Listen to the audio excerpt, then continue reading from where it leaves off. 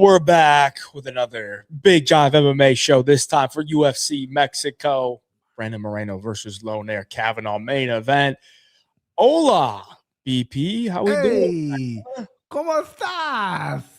I took Spanish. My joke is I took Spanish 1 twice in high school, which is actually true. It's not a joke. I failed the first one.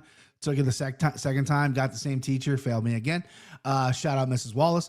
But no, listen, Mexico, I tell you, I want to get this off the rip. I want to let the people in the chat know I'm an honest man.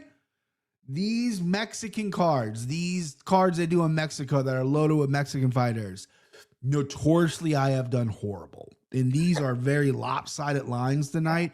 I do have some strong leans, but take what I say with a grain of salt, because usually south of the border, your boy, I don't do so good. But we'll see how it shakes out.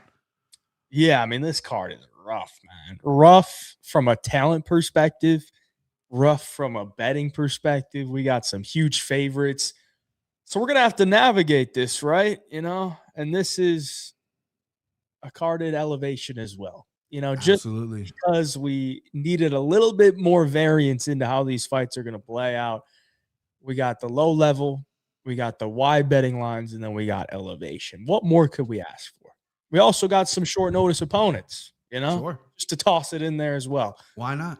We got 13 fights to break down, BP. Oh, and you're forgetting there's like a cartel war going. I know it's not in Mexico City, but cartel wars happening in Mexico. We got a lot of variables. You want to be a capper in MMA? Good fucking luck, buddy. This is tough stuff. This is a tough week, man. Yeah. How we doing in the chat? Trends in the chat. What up, boys? How we doing tonight? Hey. Can't type poster. Jesus, I can't type poster salsa. Gotta love that green money line. Impossible spread. We'll talk about that one. We took 6 years of French, then moved to a state that borders Mexico. Whoops. Dude, I took, I think, 6 or 7 years of Spanish from middle school all the way up to high school. Wow, good for you. Or all the way up till I graduated high school. And got nothing, man. Really? My buddy he's like Trent, he took about 7 years of French. And if he went to France or Quebec, in Canada, he can get by. He could get by for sure. That's crazy. But yeah, I think I know more Spanish now just watching TV and watching, fights, and you pick up a little Portuguese or whatever here and there. But yeah, I mean, I think everyone knows chama. You know what I mean? We all speak a little Portuguese. Chama. You know what I mean? So many huge shaves on this card. We got a lot, boys. We got a lot. I'm here, boys. Hit the like button for the best betting show on YouTube. Appreciate that. Let's go. Taking all the Mexicans on the money line, dude. Do it. I think it was the Sphere card where the only one that won was Ronaldo Rodriguez. I think the rest of he barely squeaked that one out, brother. Yeah, Rosas Jr. did win. Oh, Rosas Jr. won. Okay. Why isn't he on this card? He was supposed to fight Rob Font, and I think he's still gonna fight him. But it's like, dude, is it next? Okay, I'm about to say you're like 20. What do you got going on, dude? Just keep fighting. Yeah, I mean, maybe this card was just not good enough for him. Yeah, maybe. I mean, he could have been. I really wish we would have saw the main event. I mean, listen, shout out Lonair Kavanagh getting this shot here. I would have liked to see Horiguchi step up short notice. I don't know if that even was offered to him. Fight a guy like Moreno, just keep that hot streak going. Even Charles Johnson threw his name in a hat. I know he's coming off a big knockout loss over Alex Perez, but still, I think there's a lot of people that jumped their name in the hat, and Kavanagh got it, which is props to Kavanagh. But yeah, we'll see how it shakes out. Yeah, my boy, Josh Hokett. Yeah, lazy. I didn't know that he was going to get that big of a step up that quick. Well, when you look as good as you do, in heavyweight's wide the fuck open. He's got to take advantage of these spots before Gable gets on the scene, because these spots are going to be gone, right? Okay. Yeah, you know what I mean? So he's got to take advantage of this, and I love the move up. Curtis Blades isn't getting any younger, right? He's an established heavyweight. I mean, he's only lost to the best in the world, really. This is a great spot for him. I like it. I like the matchup. I think Hokey can knock him out, because Curtis Blades chin has always failed him against those big power punchers, and that Hokey power, man, it's gonna hurt him, man. It's gonna hurt. Weird guys with big beards like that. Kimbo Slice did not have a good chin either. He had a huge beard, right?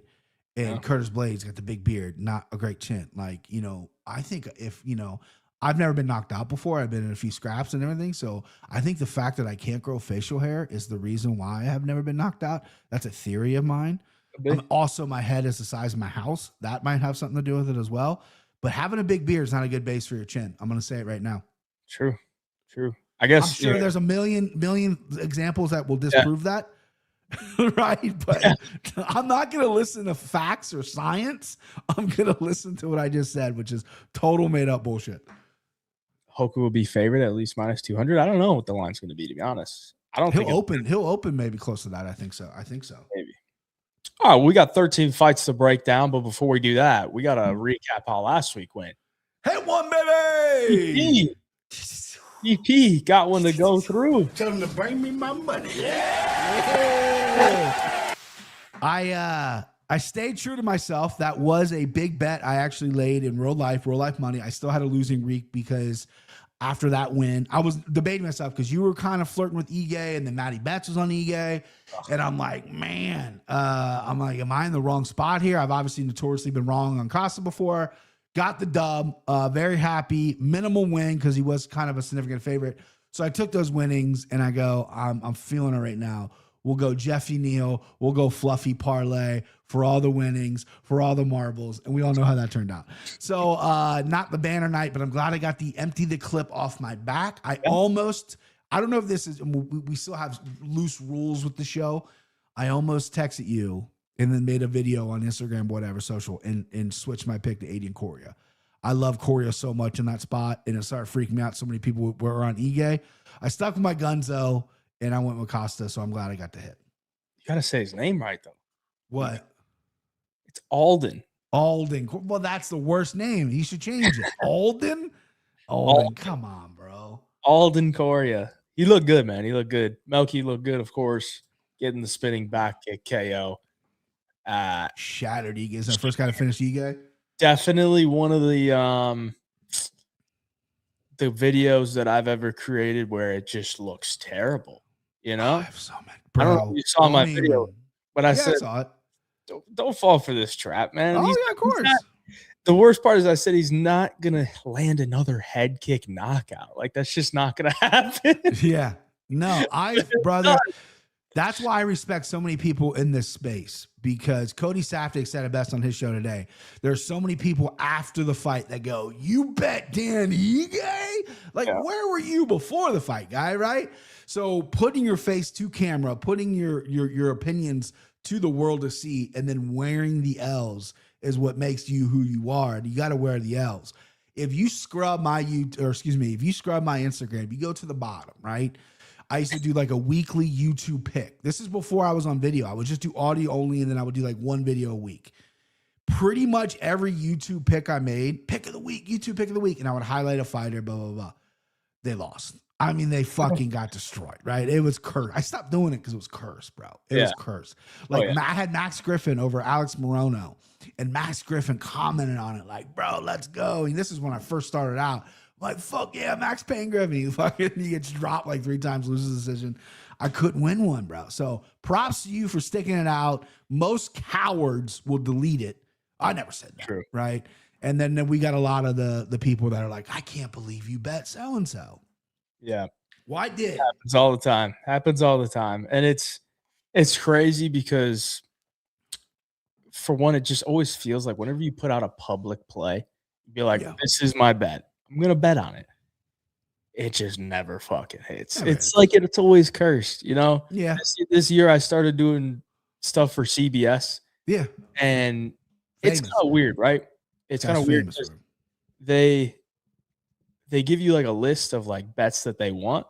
Mm-hmm. So, you know, even if I'm not going to bet on this fight, like I got to provide a bet, right? I got to provide a bet because that's what they want.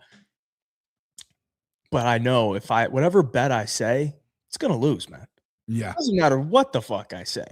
If I throw out a minus 300 favorite, they're losing, bro. They're losing. Fucking curse, bro. It's like the CBS. It is what it is. You know what I mean? You know, it's the part of the, because if you win every time, it'd be boring, right? You got to take some L's on the road. You got to get humbled a little bit. But I used to do that. I used to do the show Vsin, VSIN or something. It's the Vegas. Yeah. They had their own studio in Circa Hotel or whatever. And the producer was really friendly with me. I did the show with this guy, Dave Ross, 10 times.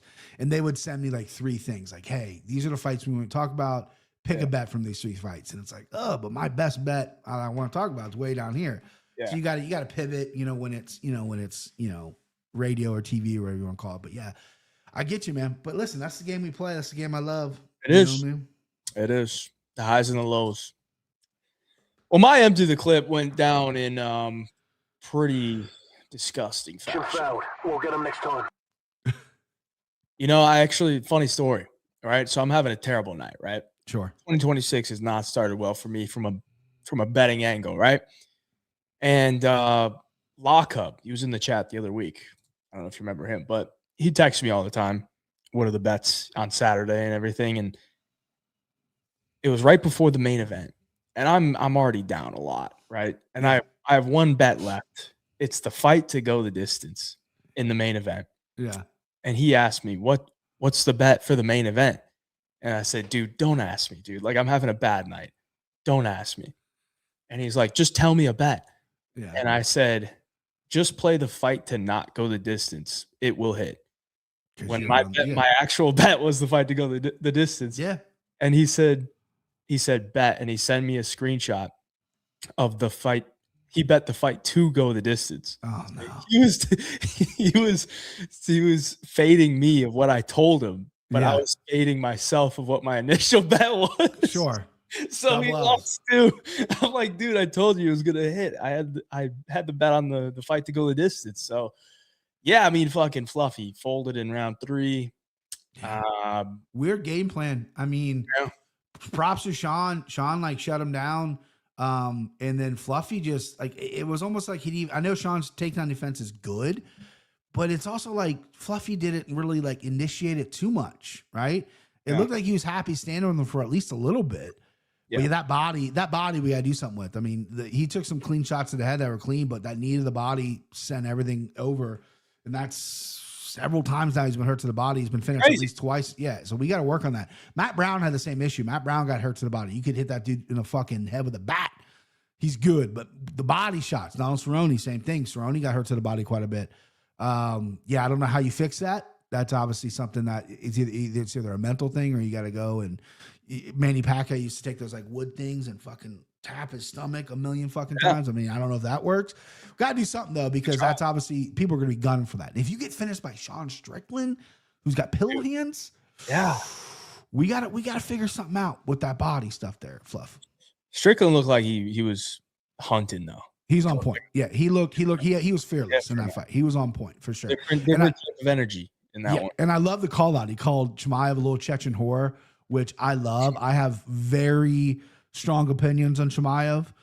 Most of them are pretty negative, and I don't agree with Sean Strickland pretty much about anything, but I loved when he called Chimaev a Chechen little whore. I thought that was great. They obviously have history from training in Vegas and whatnot, and my guy Chris Curtis, I mean, listen, Sean's already said it. Chimaev would go in the gym, and Sean runs practice. Eric Nixick's the coach, but Sean runs practice. And say what you will about Sean with all these sparring videos or whatever, he takes care of the guys who aren't really, they're 3-0 in their MMA career. He's not going to let that guy go with Chimaev. He's like, that's crazy.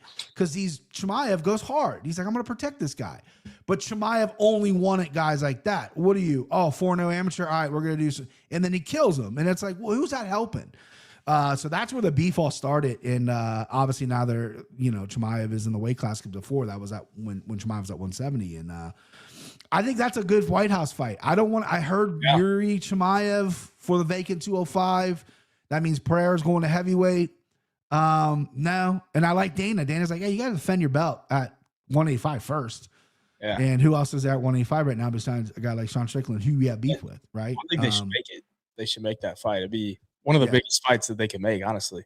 And Sean Strickland is Mr. America, kind of, right? Like he's at least a section of America, but he's a proud American.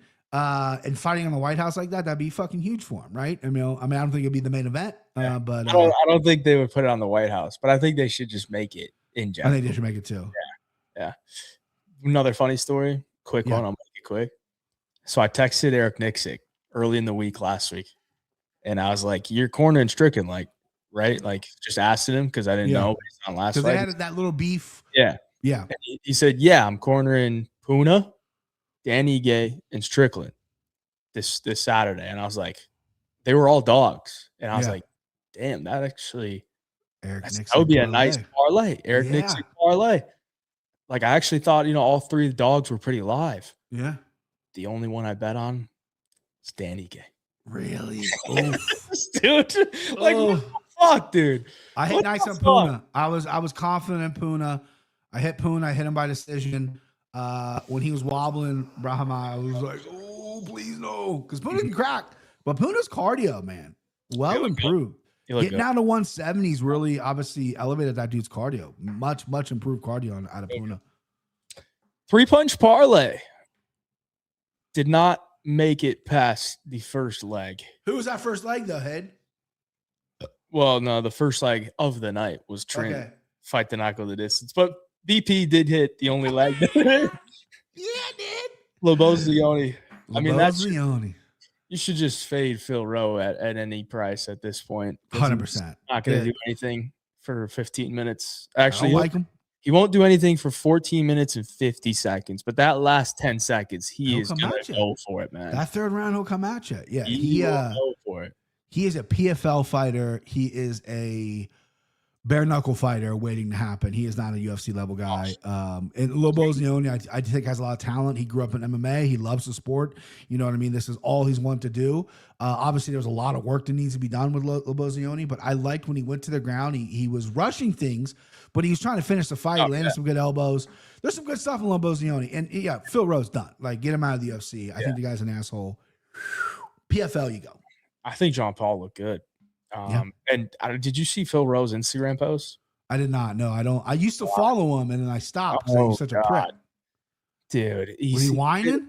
No, he wasn't really whining. He was just like saying that in his entire career, he's never been like cut. He's never been bloodied up. Like, basically gloating that like he's never been like hurt in the cage, and that like he felt like he did enough that fight, but just didn't get the nod. I was like, dude, how the fuck? Like, how? I don't understand. It's the Marvin Vittori ego these guys carry. It's delusional at times. It's wild. I've seen him interact with people just on video, like other fighters and other people, and people I know have met him, and they all say the same thing. The guy's a fucking first class asshole. He thinks he's better than everybody. Right. And then he can't take a loss like that. Clear as day loss. Yeah. I don't even think it should have been a split. Like, no. I don't think there was any way that Phil Rowe should have gotten his hand raised. Let me pull it up real quick. 9 fights in the UFC. I've never had a busted lip, black eye, cut, or seen my own blood. Thought we would have got the nod on this one. I was waiting for the kill shot and didn't have enough urgency. This game is brutal, but I'm equipped to be here. We keep going. So he was waiting for the kill shot and didn't have enough urgency. That is literally every single UFC fight that you've ever had that you've lost, right? What are we doing? Like, that's just like, somebody's got, like, I see Eric Nixick likes it or whatever. Eric's just probably supporting this guy, but those 3,000 other people that are liking it, like, what are we doing? No, these comments, dude, like, if any of these guys he knows in real life, they're fucking. I saw energy. Like, a lot of fighters are gonna rally around them, be like, "Yeah, I know how it feels in there." Other fighters are gonna support other fighters, but like, these are all yes men. Yeah. Like, what the fuck are we talking about? Are we serious right now? You got one guy just commented, "My dog," like, yeah. One more round, he would have been out of there. What the? Okay, great. You knew going in it was 3 rounds. Are you serious? But yeah, the one dude was just like, "My dog." Gangster, bro, always fun. I mean, come on. One guy was like, there's one guy, top shelf _ John. There we go. You started too late. You wasted round 1. He won round 1 and 2. Yeah. Urgency from the start. I mean, that's what everybody should tell him after It's always the slow we should have start. known this. He should have known this years ago. But yeah, it's like Cheeto. When Cheeto loses the decision too, he gets all upset. It's like, bro, you give the first round away every time. And we'll talk about him later, but it's like can't help stupid, man. Fucking get on it. Sicko parlay. Brutal week for your boy. Zero legs. I mean, I'm with you, BP. I also went over on the Sicko parlay. So, yeah. In a night where there's not a lot of finishes, and I'm betting a couple finishes. It's just not going to be good. So, yeah. I mean, we're both 0-4 on the Sicko. 3-punch parlays now 1-3. Still profitable. Still profitable, baby. And then the empty the clips were 1-1, but you're 2-2. I'm 1-3, right? Empty the clips. Yeah. I'm gonna get one this week. Know it, feel it, good about it. All right, we'll have those segments at the end of the show. I'm gonna hit these chats before we hop into the breakdown here. We're almost 20 minutes in. My bad, y'all. I'm dumb, but I mean well. Oh, he's talking about his loss. He texted. All right, Trent, don't beat yourself up, buddy. Big Gun also back on the show. I mean, he's always on the show. Well, listen, this is our show now, bro. It's the BigJive show now.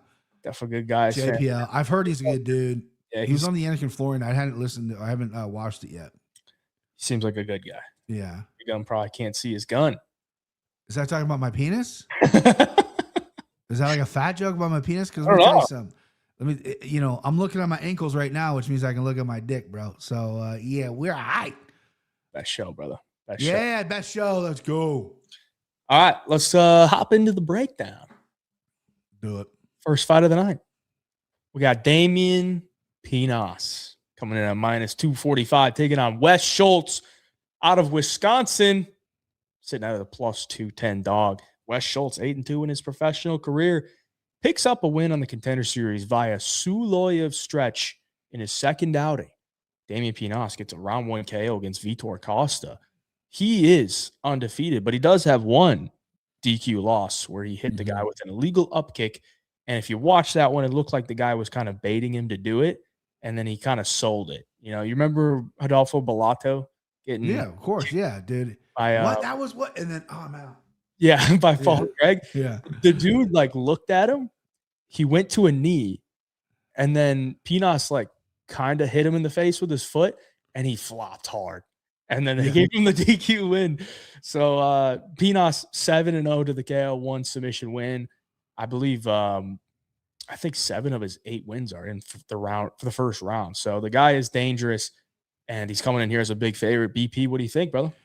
Yeah, this is interesting because I when I first capped this fight, I've not been impressed with Wes Schultz. He's obviously had 2 runs on the Contenders.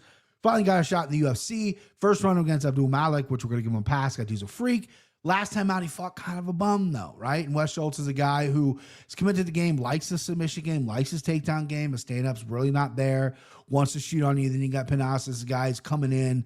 He's from Aruba, right? Super athletic kid, big power, explosive, wild in there. Obviously, you want to lean towards Quinonez getting a knockout, right? That's what you're saying. But you're like, wait a second, what's his ground game look like? His only loss is from a legal kick. What is the ground game looking like?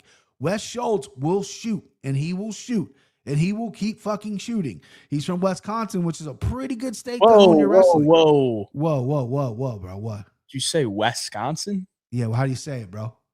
Bro, it's an I, not an E. Wisconsin? Wisconsin. Come on. My bad, dude. I'm not from Kenosha. I'm not from fucking, all your weird city names up there, bro. Anyway, from Wes, that's probably what it was. His name's Wes, bro. Wes from Wisconsin. I was doing a play on names. Clearly, hilarious. He has a lisp, right? Have you ever heard him talk? Yeah. Oh, yeah. He has a lisp. Yeah. And so my wife's friend actually knows this guy from a party. His nickname's Party Time. Well, look at the hair, bro. And he went to UW La Crosse. That's a huge party school. Yeah. And he was a wrestler there, and he has a lisp, right? So when he's out partying and he's drunk, his lisp probably comes out even harder, right? Yeah. And they called him Wes the Westler. Wes the Westler. Hey, listen, he's in the UFC now, though. So Shout out West the West. Listen, that's what it's going to come down to. It's going to come down to the wrestling. I'm going to go Panas here. I'm going to go the favorite. I'm going to go the explosive, more dynamic guy. Although I would like to take maybe a poke at Schultz by sub, because I think that'd be very interesting. Because again, I really think if he gets to the ground, Panas maybe he has like the Derek Lewis, I'm going to stand the fuck up. That might work because you're athletic, but is it going to work the second or third time when this dude jumps your back and gets you a submission, rear naked choke, what have you? The money line pick is Panas, but maybe come Saturday, I'm feeling a little frisky. Maybe I'm eating a little cheese curds and I want to go with the Wisconsin boy. Yeah, we'll see if that juice is worth the squeeze once we get there. Yeah, I think the Westler could maybe get an early submission, man. Plus 425 on Bet365. So that's not bad. That's not bad. I'm gonna write that down. I think the sub is definitely playable, but I think if he doesn't get an early sub, I think he's kind of cooked. I think Pinas on the feet is just levels above him. This guy's got crazy power, and he's super accurate, man. His punches, he's not one of these guys that's like gonna run at you and throw wild hooks. Like, he is setting up his punches. The knockout he had in the Contender Series was like a perfect right hand to the ear and just folded him. And I don't think Wes is going to be able to strike with him for very long. And I was listening to him talk, and it was entertaining. But he said he knows, like, he's got to get this guy down. So he's probably going to come out, shoot a takedown within the first 30 seconds. And he could definitely get it. Like, Pinas' takedown defense on the regional scene does not look good. Like, it doesn't look very good. But he's athletic, so it saves him. But you're right. Yeah. Technically, it doesn't look good. So, like, I'm not laying minus 245 because he could easily just get taken down, get sobbed, and then you just laid a massive price tag. I don't even know if I would play his KO either, because if the fight extends, I don't know that Pinas' cardio is going to be good. I already know Wes Schultz's cardio is not good. I don't think this guy really has much left in the tank after like 7.5 minutes. And those are fights not at elevation either. I think he's been in Mexico for a couple weeks, so he'll be acclimated, but I don't think his cardio is going to be amazing. Like, sneakily, if this fight does get into like round 2, I could maybe see it going the distance to where, Wes is maybe getting him down and holding him down, but not really doing anything. So overall, I think it's kind of a dog or pass, like money line perspective. Early KO from Pinas, like round 1, or a early sub for Schultz, maybe a fight to go the distance at big plus money, because if these guys both gas, like, they might just coast to the decision, both in the UFC debut as well. And they don't have enough fights yet to know how to fight gas, right? Yeah, exactly. Only 10 fights and 9 fights, they're not experienced enough to know how to fight gas. Our lacrosse brother, Wes Schultz. Yep, UW lacrosse, D3 wrestler. Westy Schultz. Did my wife go to lacrosse? No. My wife and I both went to UW Whitewater. So there's a lot of UWs. University, the main one, the football team, that's Madison, right? Yeah, that's D1. Yeah. The other ones are D3. Gotcha. Card is so hard to bet because all the absurd faves. Yeah. Correct. Correct. What up, boys? Big job, big gun. Let's go. Jello shots at a sorority? No, I did not leave my wife taking Jello shots at a sorority party. I'm uneducated scum, but live right by UW lacrosse. I've been out in UW lacrosse, or I've been out in lacrosse a couple times, and let me tell you, that is a fun party school. I've had some good times in lacrosse. I know for a fact Wes Schultz has had some great times in lacrosse. I mean, I can tell, bro. I can just tell this guy, he's fucked before. You know what I mean? I think I remember walking past like the wrestler house in lacrosse. This was, I'm a little bit younger than Wes, so Wes probably wasn't there. But yeah, them boys like to party. I was hoping to see Wes's cardio in his last Dana White Contender Series fight after his first fight in Dana White Contender Series. It's nice to know which guys have a habit of burning a small tank on full speed. Trin, I would have liked to as well. And it kind of made me, Wes trains at Pura Vida BJJ in Milwaukee. And if you remember Nick Klein, yeah, kind of fights similar to him. Like he's gonna sell out for that takedown, looking for the sub early. And if he doesn't get it, like he's gonna be a little bit gassed. So we'll see how this one goes. But dog or pass. Let's move on. Lightweight bout. We got Eric Silva coming back after a long layoff, sitting at plus 525. Francis Marshall comes in as a minus 725 price tag. Francis Marshall 2-3 in the UFC and still a minus 725 favorite here. Eric Silva 0-2 gets submitted by TJ Brown in round 3, then fights Muhammad Naimov, goes down with an injury in round 1 and hasn't fought since. That was 2 years ago. And now he's 38 years of age. I didn't think this guy was on the roster still. I had completely forgotten about him, but they're bringing him back. And I mean, it's not like they really care about the guy anymore. It's not like this guy is like ever going to be anything. So I guess they had a fight left on his contract or something. 100%. He got signed off the Contender Series. And Francis Marshall seems like he should be able to come in here and get an easy W. But I will say this about Eric Silva. He will go for it early. He will sell out for that takedown, and he will look to get you out of there. So if you're not on your P's and Q's early, he can maybe finish you. You know, he's got some nasty ground and pound on top. His submission game is decent. But after that, I think he kind of falls apart. So Francis Marshall, obviously going to be the pick. But do you have any betting angle here, BP? Yeah, I think Francis Marshall's going to get a finish here. I know he's a decision machine. You know, he was with Kurt Pellegrino for many years out there in New Jersey. I believe he's in Florida now. He's getting some better training partners. And, you know, he was robbed in that fight against Marion Santos, in my opinion.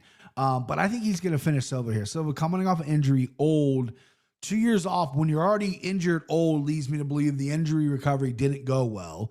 You don't make a ton of money in the UFC yet, so the injury recovery probably was slow because it cost a lot of money.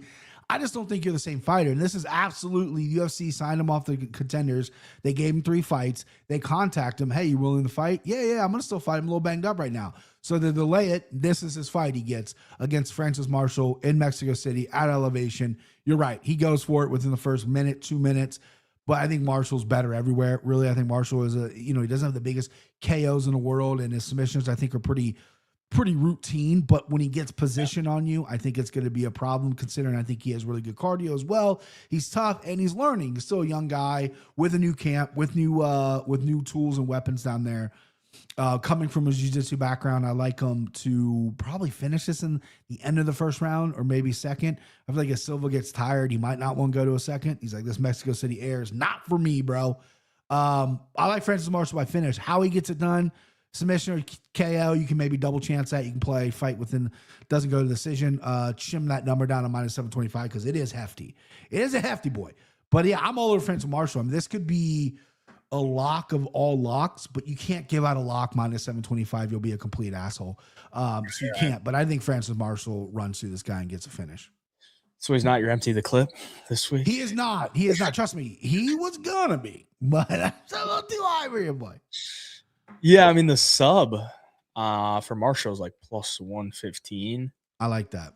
The KO is plus 290, so I don't know, man. I can see him TKO him on the ground, right? Getting position and just hammering him down, and Silva not moving because he doesn't want to. He doesn't have a submission in the UFC, so like it's kind of tough to say he's just going to go in there and sub him. Like I feel like the KO might be okay, plus 290, but either way, I think this is probably just a pass for me. Like I probably just want no part of this. Maybe an under, but even then, like I don't know that Marshall is some potent finisher, man. You know? He's not. I think that less of Eric Silva coming in here. Yeah. Off a leg injury at 38. Yeah, dude. I think Marshall's gonna definitely kick that leg, see how it is. You know, get off the ground because Silva maybe will get a takedown in the beginning, and then once he gets up, I think Silva's he's got some problems. Yes, I went to Oktoberfest once. Great times. You know, Cincinnati is the biggest Oktoberfest in the world outside of Germany.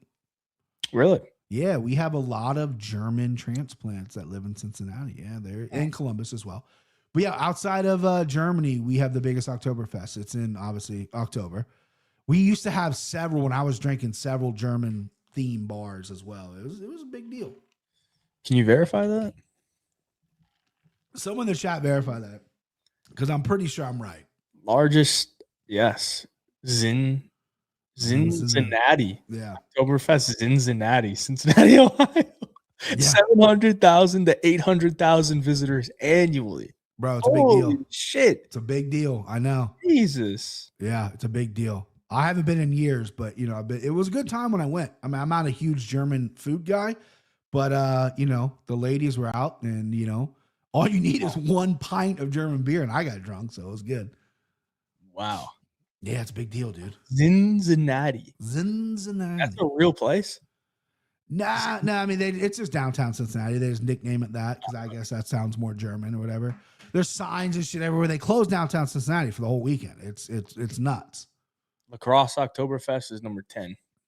Oh, okay. Yeah, I figure you guys be up there. Yeah, the Midwest loves their Oktoberfest. It's big. All right, let's keep her moving. We got a short notice step-in. Catchweight bout. Regina Taryn coming in at plus 150, taking on Ernesta Kirikate. Kirikate comes back at minus 180. Regina stepping in for Sofia Montenegro. BP, did you see why she had to pull out? I saw on Twitter, the last thing I saw was unknown reasons. Do you have the actual reason? I should maybe verify it. But the one thing I did see was gynecological bleeding. Ish. So a heavy period. Yeah. Real heavy flow state. Gross, sure. For one. Yeah, I mean, I've never seen that, to be honest. But hey, listen, I don't have a vagina. I don't know what it's like. Shout out to women that deal with that shit. If I had to bleed out of my dick or balls once a month, I would be a fucking nightmare, dude. I would too. Are you kidding me? My wife gets a little agitated, rightfully so, dude. Jesus Christ. Hey, if any male fighter started bleeding out of his dick, they would pull out too. Sorry if you hear that.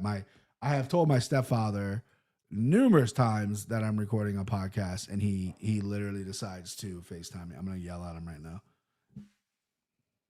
Got to get him on the pod. You don't want. He's so long-winded. Hello. Oh yeah, I remember when they started the podcast back in 2000. Shut up, dude. Are you gonna take care of it, or is he coming? No, up? I'm texting him. Oh, okay. Yeah, I'm telling him to go. I'm telling him to go eat his own butt and don't call me. Go eat his own butt. This is literally exactly what I said. Yes, no. So listen, I know men joke about periods and stuff like that. Trust me, I tell my wife all the time. I can't even imagine going through, let alone childbirth, like what my wife had to go through to push out those 2 fucking giant head children of mine. Oh my goodness. Wait, new appreciation for women all over the place. Dixon says they're actually leaving early for their honeymoon to Cancun. Don't believe the menstrual rumors. Oh, she's safe and sound with Dixon. Me. All right, well, Dixon, take care of her, please, dude. I mean, she's missing out on a paycheck, but that's good that she's in good hands. I respect that. Well, either way, Regina Taryn stepping in for Sofia Montenegro. And oddly enough, Regina Taryn was supposed to fight on the Contender Series against Yesla Chavez. You know who stepped in for her? Sofia Montenegro. So they're pulling the old switcheroo. She's 7-0, 21 years of age. And clearly, she's gotten some respect from the social media audience. Pretty solid following on Instagram. And she's actually coming off of a audition for WWE. Yes. Like a little bit ago. So yeah, she's definitely one of these fighters that the UFC is going to keep their eye on. But she's a decent fighter. When I was watching her, I wasn't really thinking like she's going to be amazing, but she's 21. It looks like she's improving. If you watch some of her older fights, she doesn't look very good, but it seems like she's improving. And coming in here on short notice in Mexico, I mean, what else could you want? You get to make your debut in Mexico as the Mexican fighter. On the other hand, Ernesta Kirikate, 1-1 in the UFC, 1 loss to Gianni Barbosa and a split decision win against Nicole Cagliari. She had one of the best fights in Contender Series history against Carly Judice, where she won by split decision as well. So a win over Carly Judice looks pretty good on your record at this point. But in this matchup, Is she going to pull away? Because a split decision against Carla Judice, a split decision against Nicole Cagliari, I'm pretty sure all four of her decision wins are split decisions. So, I mean, this girl does not really separate herself, and she's a minus 180 favorite taking on the 7-0 prospect that I'm sure the UFC would probably love to get a W here. What do you think, BB? I love Ernest in this spot. I'm so glad the number is that low. Her striking's clean, guys. Like, regardless of what you think, if she won or not, that Carla Judice fight, we've seen Judice in the UFC compete with some real high-level women and have elite striking. Ernesta's got striking. She's good. She had one slip up in the Barboza fight, which, you know, it can happen when you rise in the career. Obviously, her weakness would be get this girl to the ground, take her down. I don't think she has the most overwhelming power in the world, but I think she puts punches together really, really well. Now you got Regina coming in on short notice. She's fought a couple girls that used to work at Sephora, you know, down there in Mexico. And, you know, I hate, you know, I'm going to get some shit for this because I know there is a lot of crossover fans, but I hate the fact that, you know, she tried out for the WWE. Like, what do you want to be? Do you want to be a wrestler? You want to be a fighter, right? I don't like that. There was a local girl, I can't remember her name now. She was on the Ultimate Fighter, Ronda Rousey. She worshipped Ronda Rousey, kept being a fighter, was never made, I think maybe made it to the UFC, don't really know. She's from Northern Kentucky, and then now she's a wrestler. They all follow Ronda the wrestler. It's like, what do you want to be, right? I want a fighter in this spot. I don't want a girl who's got a nice ass that's on Instagram that a lot of people like looking at. No knock on that. You know, I respect that.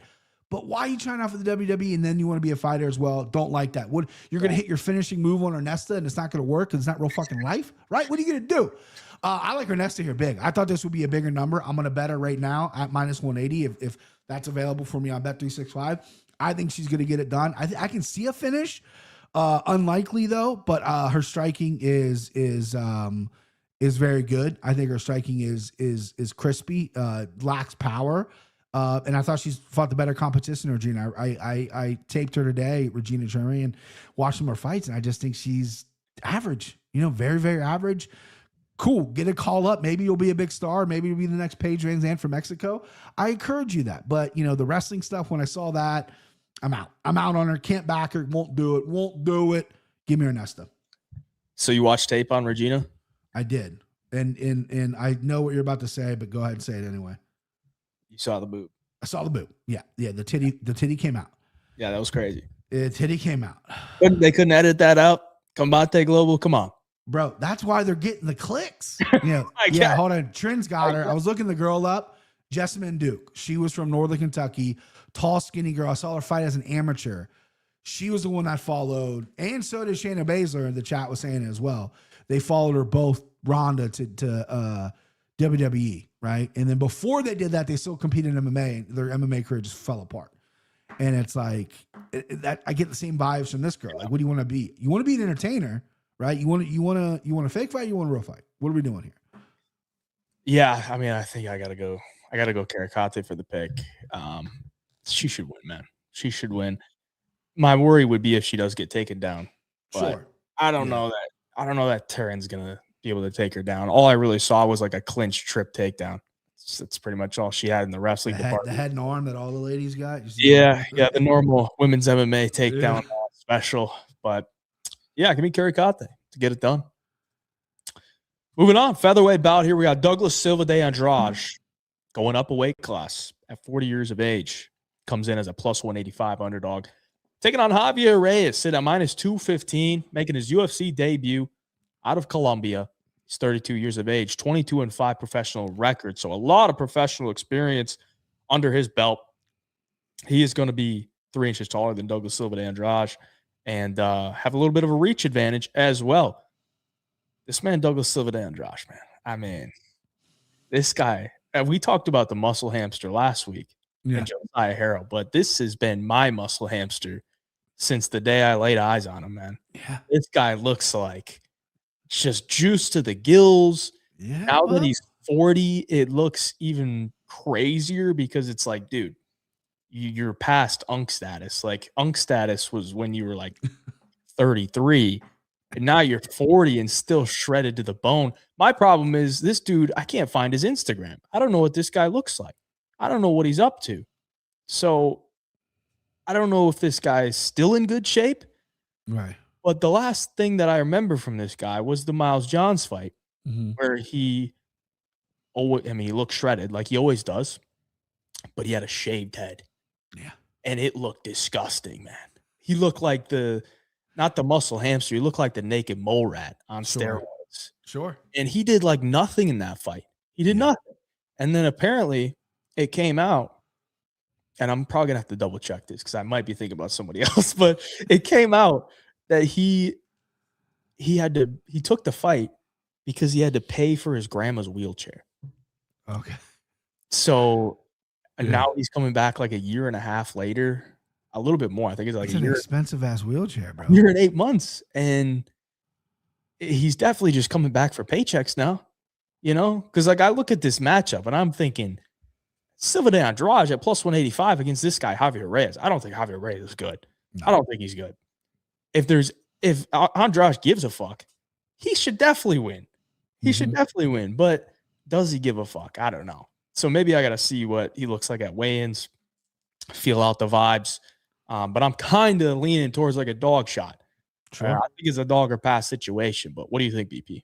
Yeah, I felt the same way when I first looked into this. I'm like, oh, Silva Andrade. I mean, the guy knocks people out that he's supposed to knock out. He loses to the higher ranked guys. Yes, he's 40, coming up in weight. But the more you think about it, like, wait a second, he hasn't fought in a while. He is 40. I didn't think about the wheelchair things you just said that, but it's like, what is he coming back for? And the fact that he's coming back at featherweight, is that like, hey, listen, I'm 40, I can't cut the weight anymore, but I still want to be active? Or is it, I don't give a fuck. I'm not cutting no extra 10 pounds. Let me get up and fight 45, whoever. They give him a good opponent in my eyes. Javier Reyes, you look at tape on him, he's very wild. Very, very wild. He's wild in the Contender Series, fought kind of a bum on the Contender Series. And I think the power, though, that he has on the unorthodox and the fact that he just goes forward as well. Like, this dude doesn't take a step back. He's going forward. He could run into something, Andrade, but I think after the first round, Andrade is going to slow. He's going to be gun-shy like he was in the Miles Johns fight. And I think Reyes is just going to piece him apart. If Andrade was smart, he would obviously go out there super aggressive in the first round, maintain your gas tank, and then take him down. And then Dixon Sider just said in the chat, he trains at Columbia, which is higher elevation than Mexico City. Javier Reyes is. That's why he can move forward and do the things that he does. Is it the prettiest thing to look at? No, it's not. But it's going to get the job done against a 40-year-old man coming up in weight. So as much as I hate Reyes at minus 215, and I don't think he's going to have many UFC wins, and especially that he's 32, I'm good to go Reyes. I'm going to go Reyes. I hate it, but I'm going to go Reyes. Just because I don't like Andrade coming up 48, age 40, coming up, fighting a high elevation. He's got one round in him, and that's it. And then I think Reyes is just going to, put a beating on him. I don't know if we're getting a finish here or not, but I like Reyes. Yeah. Dixon's talking about him coming off the suspension, which is true. It was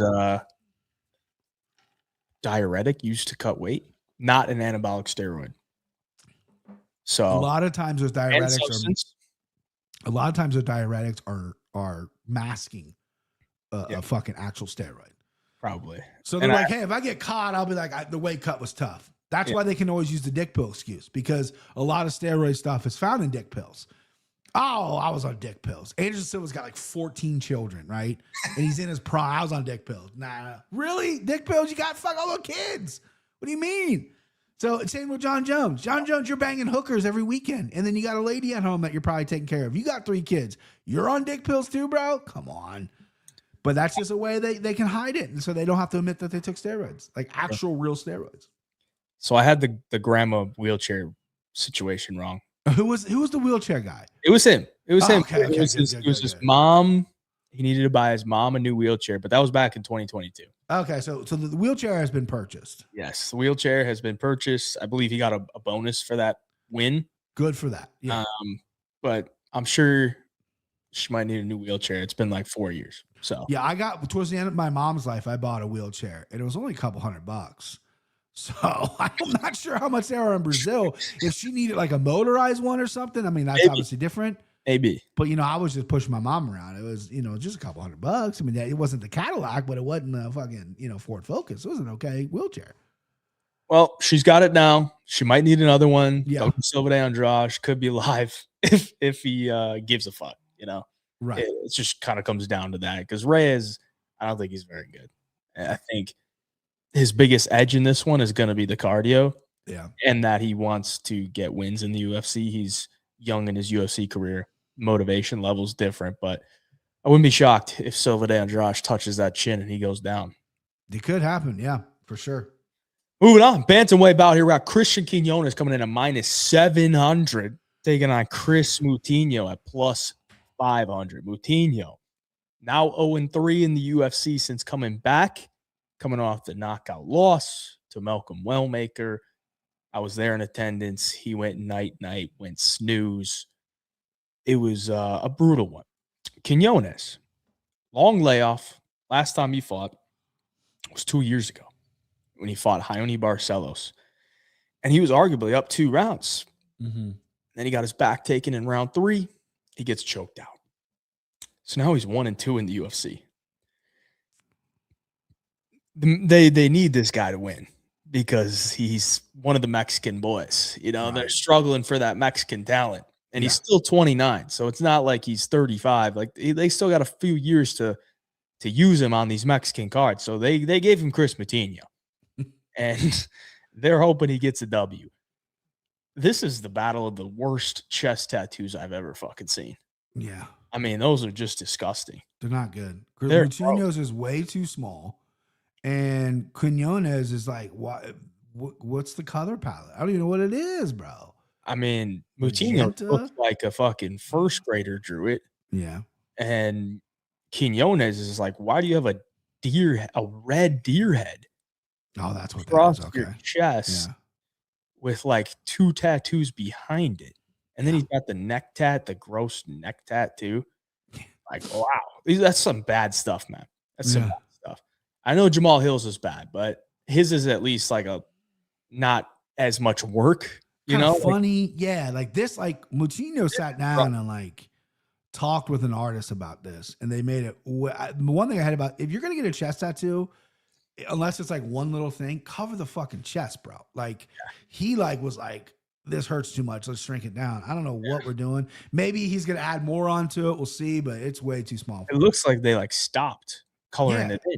You know? Well, he's the one to fight to get some money so he can afford to get. I mean, they're not cheap. It's like he was going to come back for another session, but he just couldn't afford it, so he never went back. 100%. That's what it is. I mean, what are we doing here, BP? I mean, this is tough. I mean, are you putting Quinonez in parlays? No. What are you doing here, BP? So I really don't like Christian Quinonez. I think he's a fairly weak fighter. He does have some decent striking. He's aggressive or whatever. I mean, I get it. You know, he is a Mexican fighter who has some personality, who wants to go out there and perform. He has some exciting fights or whatever. And he has, obviously there is some talent there. I just don't think it's good, but I don't want to be the asshole to take Christian Quinonez at -700, but I also really don't want to be the asshole who takes Chris Moutinho at +500. I mean, this dude got made famous for Sean O'Malley not knocking him out cold, dominating him. The fight got stopped, but he didn't knock him out cold. That what made him famous. And then he comes back and gets slapped by Guido Canetti, who was like 56 at the time. Like, brother, like, and then you come back, you fight Malcolm Wellmaker. Okay, Malcolm Wellmaker can put anybody out. I feel like they're both giving these guys like, hey, you're -700. You should fucking take this dude out in Mexico and become our star.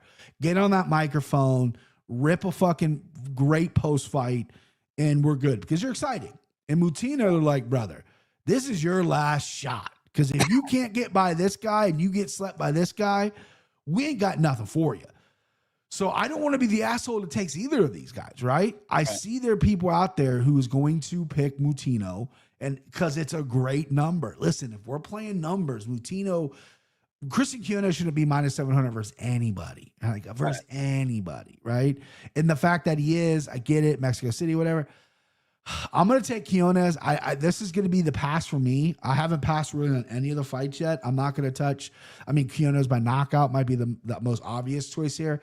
But this is going to be just sit back and watch these two dudes do it. You know, ignore the phone for a little bit. Zoom in, not worry about bets or times and overs and see what happens. But, yeah, this is a bad fight. This is not great. This is not great. But Quinonez, gun to my head, but minus 700 is such a joke. So Christian Quinonez is the pick. Did you know that Chris Moutinho beat Damon Blackshear? Yeah. Dude, he's got some decent wins. Like when he got cut from UFC the first time, I kept seeing highlights on Twitter of him winning. And like, get Moutinho back. I'm like, dude, what? After he got cut, he went 5-0. Yeah, that's every fight was like Twitter was like, he was like the uncrowned champ.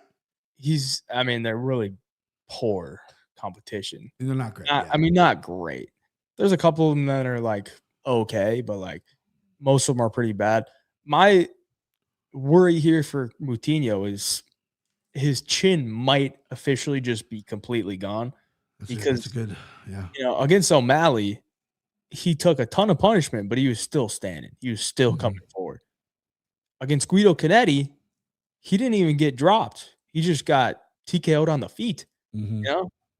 So now coming off the Wellmaker KO, where he finally like went flat out cold, the chin might not hold up at all. But if it did against Quinonez, like Moutinho has offense. Like he's not the worst fighter. Like he has the capabilities to pull together some offense. It's just that he has no defense. So you can hit him a bunch. So he could Homer Simpson here, but I'm not really confident to say that he takes every punch that Quinonez throws at him. And Quinonez does have some nice power. Some long straight rights down the pipe that I think are probably going to hurt Moutinho.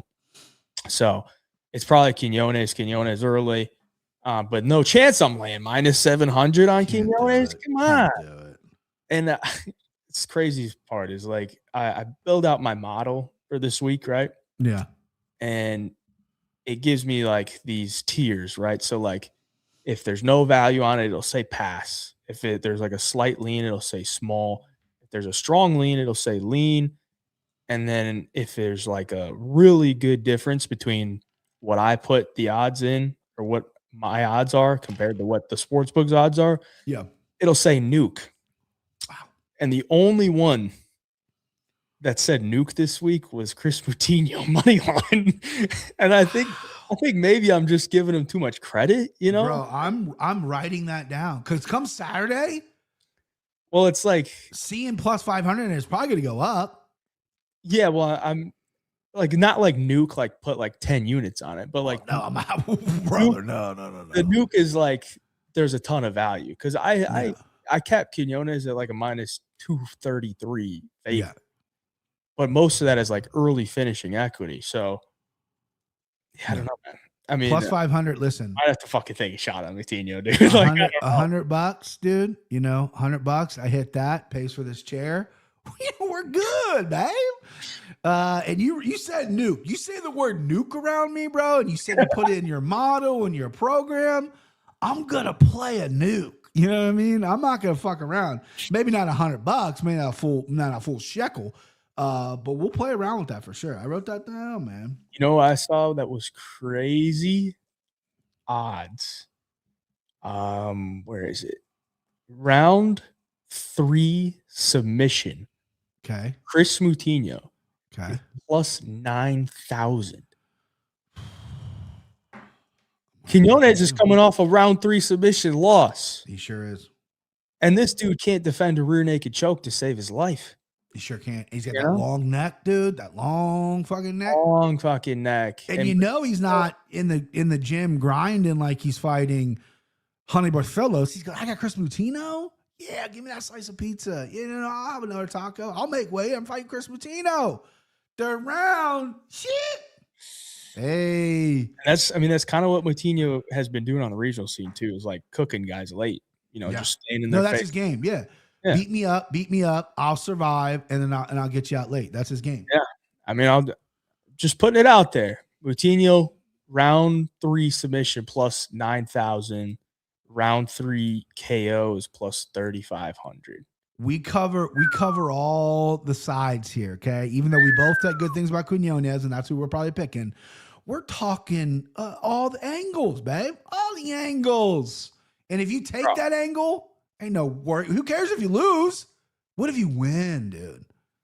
I'll buy you a crown. You put a tenth of a unit on that. You'd win 9 fucking units. What are we doing? You know what we doing? That's what we doing. That's crazy. You'll probably lose the 10th of a unit, but I mean, come on. Yeah. Hey, what's that? Someone in the chat said, "Big Gun versus Derek Lewis at the White House." I would be honored. To be honored. It would last very quick. It would be very, very short. And I would accept the fight for a good amount of money. That was the one thing. Hold on, gonna be off track. When I first was training MMA, doing MMA, and all my friends knew about it, Brock Lesnar was the champion. You know, I'm old. And they're like, dude, you wouldn't fight Brock Lesnar. I'm like, right? If they paid me money and I got to fight in the UFC with zero experience, zero anything, yes, I would do. What am I going to lose to the champ? Who cares? I just, you know what I mean? How much People would they were like terrified? Like, no, there's no way. Of course I would. What are we talking about? How much would they have to pay you? Not that. Well, back then it would have been any amount of money. Nowadays, Derek Lewis, White House. It's on my daughter's birthday, so the price just went up. Let's go $56,000 because that's how much I owe on my house left. I owe $56,000. $56,000 on my house. I can pay my house off. $56K. I'll do it. Yeah, even $56K. Yeah. Okay. Yeah, fuck it. I don't give a fuck. But Derek Lewis gonna knock me out. Oh yeah. Well. How about back in the day, the Brock Lesnar? How much? Yeah, Brock Lesnar I would have done for like $5,000. No joke. Yeah, I mean, are you kidding me? Like, I would have. You get to fight in the UFC, and I get beat up by Brock. Fuck cares? Fighter pay is the way it is. You know exactly. I'm the problem. Yeah, you're right. You can point to me. I am definitely the problem. 100%. Yeah. I mean, but no, like literally back in the day, it would. I mean. Yeah, of course. Not even a question, but people were they thought I was lying. It's like, I get to get beat up in the UFC. Who cares? I don't know if there's anybody on this card outside the top 3 fights that are making 56,000. It's true. Yeah. There's probably not. I mean, listen, Derek Lewis is probably making a cool 300 grand. It's the White House card. You know what I mean? I'll be the lowest paid fighter on the White House card. You know, I'll come out red, white, and blue shorts. Right, I'll talk shit to Derek Lewis at the press conference. You know what I mean? I'll do the whole thing, and then I'll get knocked out in a matter of seconds, and then I'll collect my paycheck. I'll pay my house off, and I'll be back here doing the podcast that Wednesday. Let's go. BP better off at Zuffa Boxing. Yeah, true. You would make more money. I would, yeah, make some more money. Make it happen. Get that Conor Ben bag. All right, moving on. We got some more women's MMA. Let's see if BP knows chicks. Bantamweight bout. We got Eileen Perez coming in at -180, taking on Macy. Chiasson sitting at +155. Macy coming off back-to-back losses to Yana Santos and Ketlin Vieira. Eileen Perez on a 5-fight win streak since losing her UFC debut. And she's coming off a win against Carol Rosa as a big underdog. Now she steps in as the favorite, 6-0 to the decision. Macy Chiasson 4-3 to the decision. So in a fight that's probably going to go to the decision. Yeah. You think Eileen Perez stays undefeated, or is Macy Chiasson going to pull the upset? I think she stays undefeated. You know, this is a fight I'm fairly confident in. You know, your boy does know chicks, right? Knows chicks very well. Chiasson was a girl after the Ultimate Fighter I was really high on. She had length, she had size. I'm like, dude, she's going to go to 45, which is a thin division. They obviously got rid of 45. But she's soft, man. She's soft in there. Her striking is good some fights. Other fights, she looks completely checked out. Perez is a woman who is going to get after it. I don't think she's skilled really everywhere, but she's a junkyard dog. She's going to close the distance. She'll beat you up in the clinch. She obviously wants to get the fight to the ground. She's on a 72% takedown defense, so it's a little bit harder to get to the ground, but she hasn't really fought someone in a while that is going to be after it as much as Perez is. Perez is definitely going to close the distance because of the reach advantage. We got 5'11 versus 5'5", 66 inches, 72.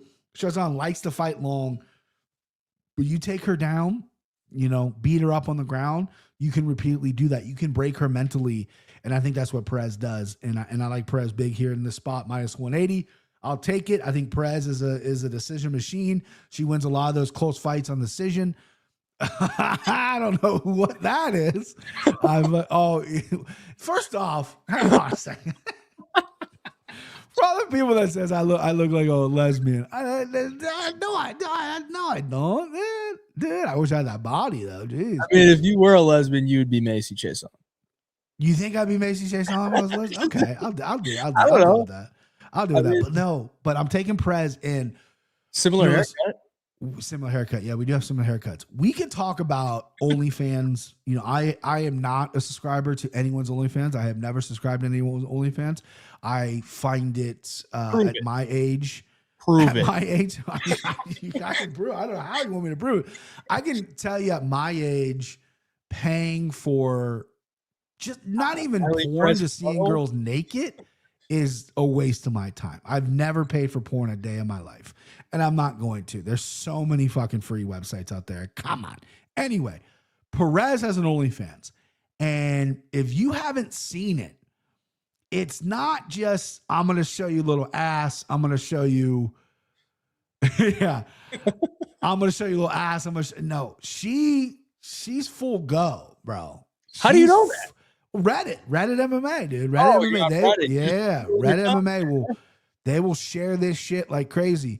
And when I was strolling and I saw that, and then there was like multiple pictures, bro. It's porn. She's doing porn, like getting fucked and shit on OnlyFans with like a cell phone, like crazy. But I'm taking her. You know what I mean? Taking. She's saying she's making more money doing that, but I don't care. I'll take Perez. I mean, she's probably making bank off of that then. I mean, she's going full throttle, bro. You know who apparently makes a lot of money on OnlyFans? And obviously she has a very specific demographic, is Jessica Andrade. No, I think she went off of that. She got off. Okay. For a while there, I heard she was making some bank on OnlyFans, which surprised me. But listen, you know. So you're telling me I took a picture with a porn star? Bro, yes. I could pull up a picture right now and get this stream shut down, dude. It is. I mean, wow. It shocked me because usually when you start Reddit MMA or whatever, it's like, oh, non-safe for work, and it's like, you know, Hannah Goldie or Paige Van Zandt with a little titty out or whatever. You're like, cool. Then you go by and you see fucking Eileen Perez getting fucking glazed, and you're like, what's this? And then there's multiple pictures. Yeah, Moreno Morose goes all out on OnlyFans too. I've seen pictures of her as well. It's like, what? I'm like, this is an active fighter in the UFC, right? Like the WWE won't even let their talent stream, let alone do this. Perhaps the UFC let her do what she wants. She's making money doing it, but yeah, it's hardcore, bro. I was hoping Eileen Perez's butthole would be in the chat. He's not here. I'm assuming it's a man. Oh, is that a handle? Eileen Perez's butthole? They've been in the chat a few times, but yeah, he has that chat. He's seen it. I mean, she shows it. I mean, that's her fucking bread and butter. That's how she says goodbye to her fans. I'm sure. Well, that made it even easier for me. Who you got? A lesbian here. Give me Macy Chiasson. All right. Ain't no OnlyFans twerking girl gonna be minus 180 against my butch lesbian here. All right. Macy Chiasson's coming in here as the underdog, and she's getting it done. I don't know how anybody could be laying minus 180 on Eileen Perez. For what? BP? Are we serious right now? Oh, yeah. You just told me that she shows her butthole on OnlyFans. Her boyfriend bangs her. You're going to lay OnlyFans. minus 180 against Macy Chiasson. Yes. Your doppelganger lesbian. You're really going to do that, bro. Dude, no, I haven't weighed 135 pounds since like I was like 3. But no, yes, I'm confident, dude. Yeah, listen, I don't get the title. I don't understand this. Why? I know. I think she's too aggressive. Macy Chiasson freezes up, bro. She crumples up pressure. She's gonna crumple. I think she's got more skills. She could definitely knock Perez out, but Perez, dude, she's a dog. You know who Chiasson's been training with? Who? I'm going to pull it up. Show me. Division I All-American wrestler Nick Piccinini. Okay. How well did Nick Piccinini do in the UFC? Fans porn star is going to go in there and take down Macy Chiasson when she's been training with a Division I All-American male wrestler. Yes. Okay. Yes. Good luck to you then. win a decision. I mean, Macy Chiasson Beats her up in the clinch. beats Wins a her up in the decision. clinch. When has Eileen Perez ever beaten anyone up in the clinch? Every fight, bro. Never. I don't know if you watched Perez's fights. You probably just stare at her butt, bro. Dude, Macy Chiasson, or not Macy, Eileen Perez was a plus 200 underdog to Carol Rosa in her last fight. And she won 2 out of 3 rounds based off of 1 takedown. We watched Jocelyn Edwards slam Nora Courtnall on her shoulder, looking like a beast. Falling for the trap. Eileen Perez took down Jocelyn Edwards 6 times. She took Rosa down twice. Rosa had better take down the fence than Chiasson did. Got it dropped down because of Perez, man. She's aggressive. What if This is a right, shoey bet. Shoey bet. Do it. Shoey bet. All right, I'm down. Shoey bet.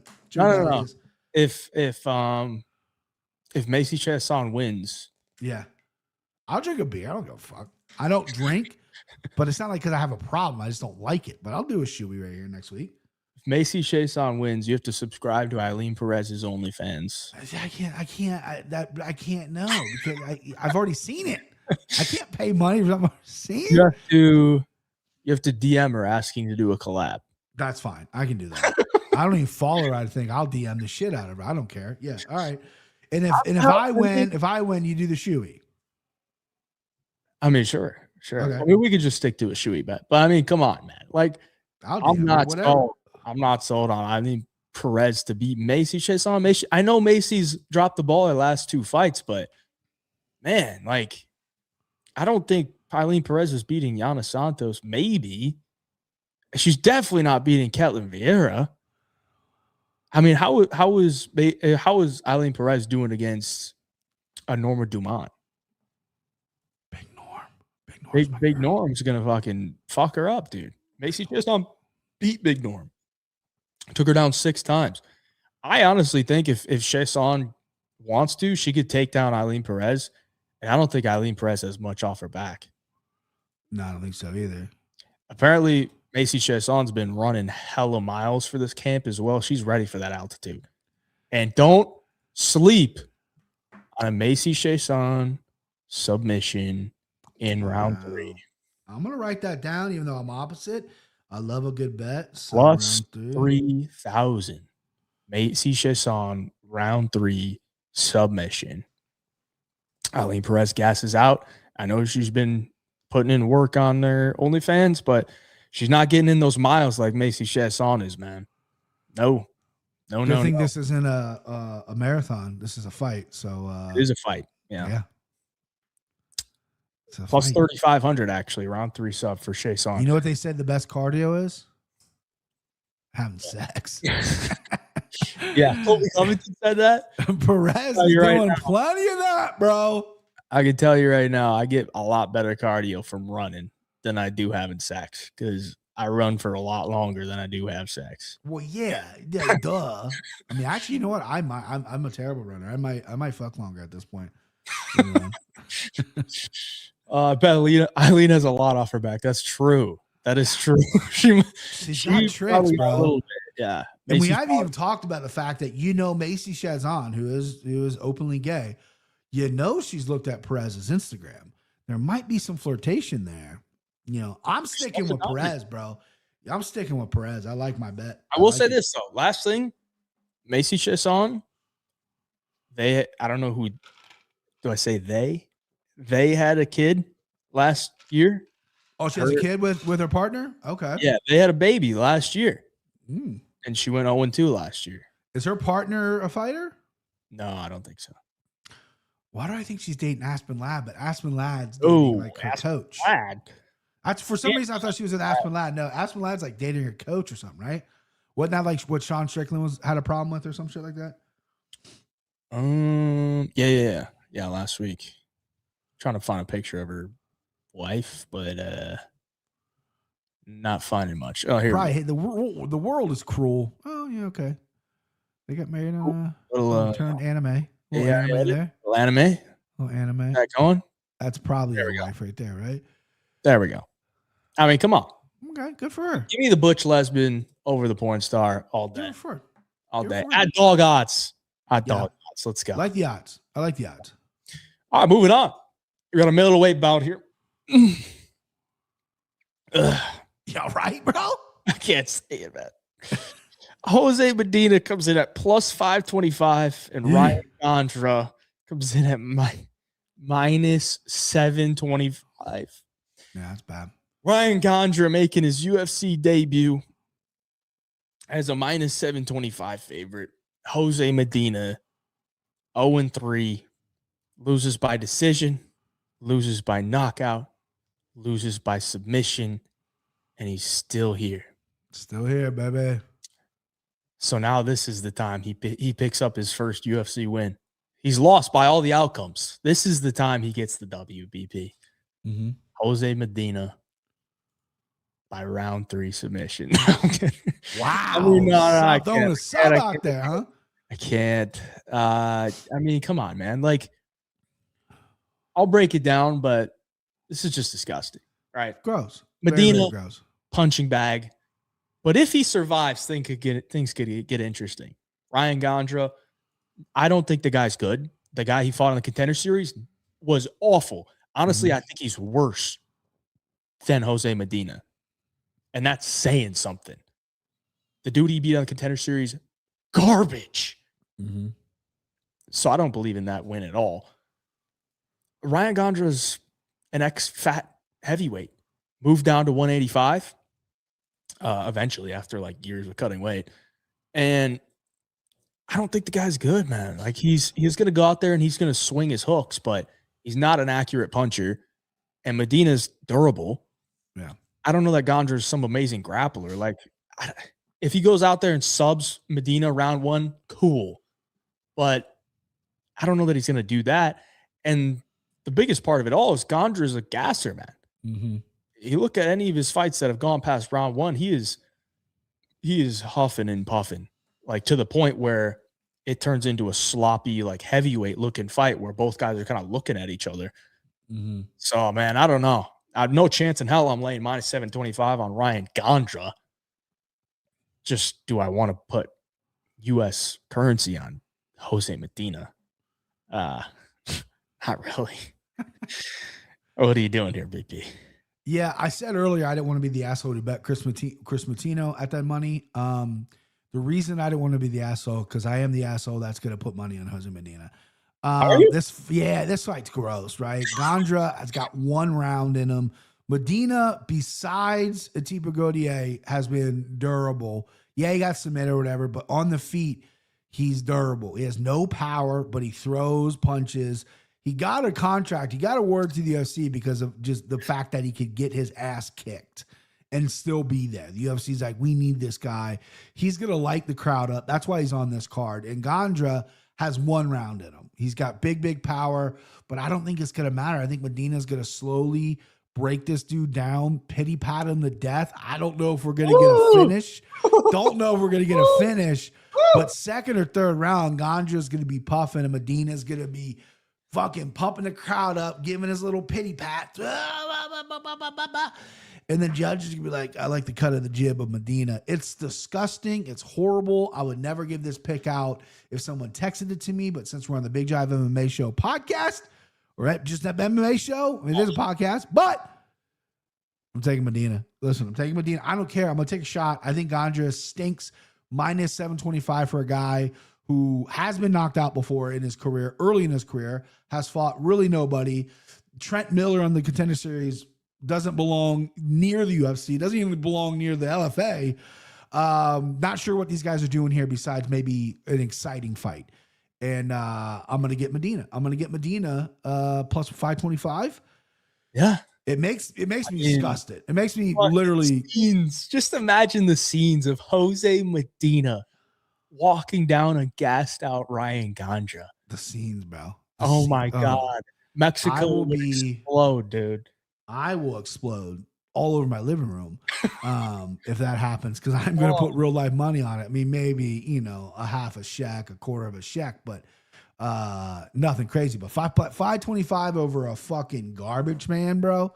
Not to disrespect Ryan Gondra. You just haven't done anything yet, bro. You just haven't done anything in the UFC. You got a Contender Series win over a really bad fighter. And Jose Medina 0-3 in the UFC. but he's He's shown done more at than least. Medina though. At the same time, you know. Yeah, you're right. I mean, I'm gonna give me Jose Medina, dude. I'm not looking back. Not looking back. Not looking back. Oh yeah, look at that. Look at that. I mean, he does not look in great shape, honestly. That's kind of always looks so, really. Yeah, I mean the Bolivian punching bag. I mean, wow, this guy is. This is an iconic photo.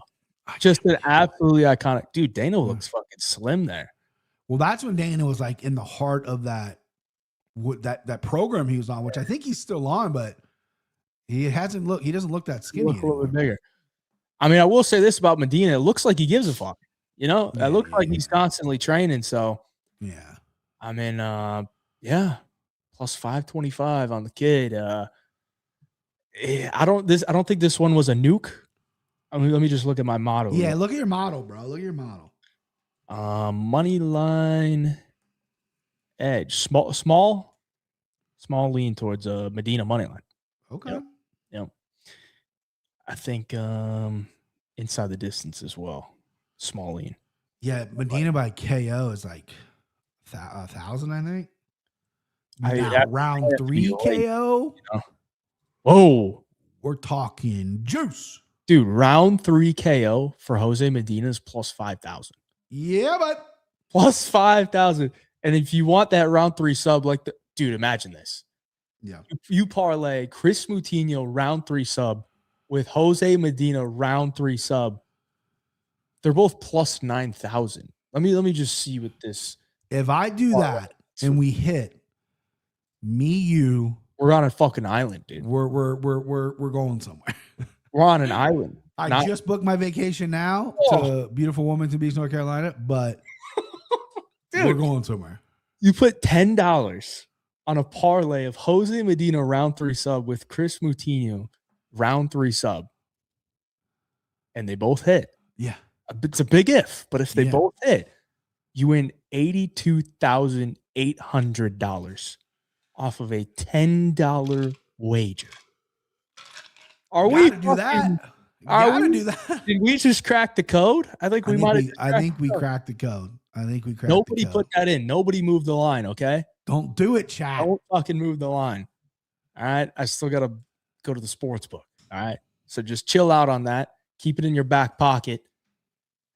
And then we all put it in at once, and we all get rich. We're all on an island. That's us, baby. Not Epstein Island. No. That's Can't go there. Can't go there. Fave show of the week. Appreciate you, boys. Appreciate you, Wolf Lambert. Wolf Lambert, you're the man. I mean, hell of a prelim card, right? You know, just a beauty. A beauty.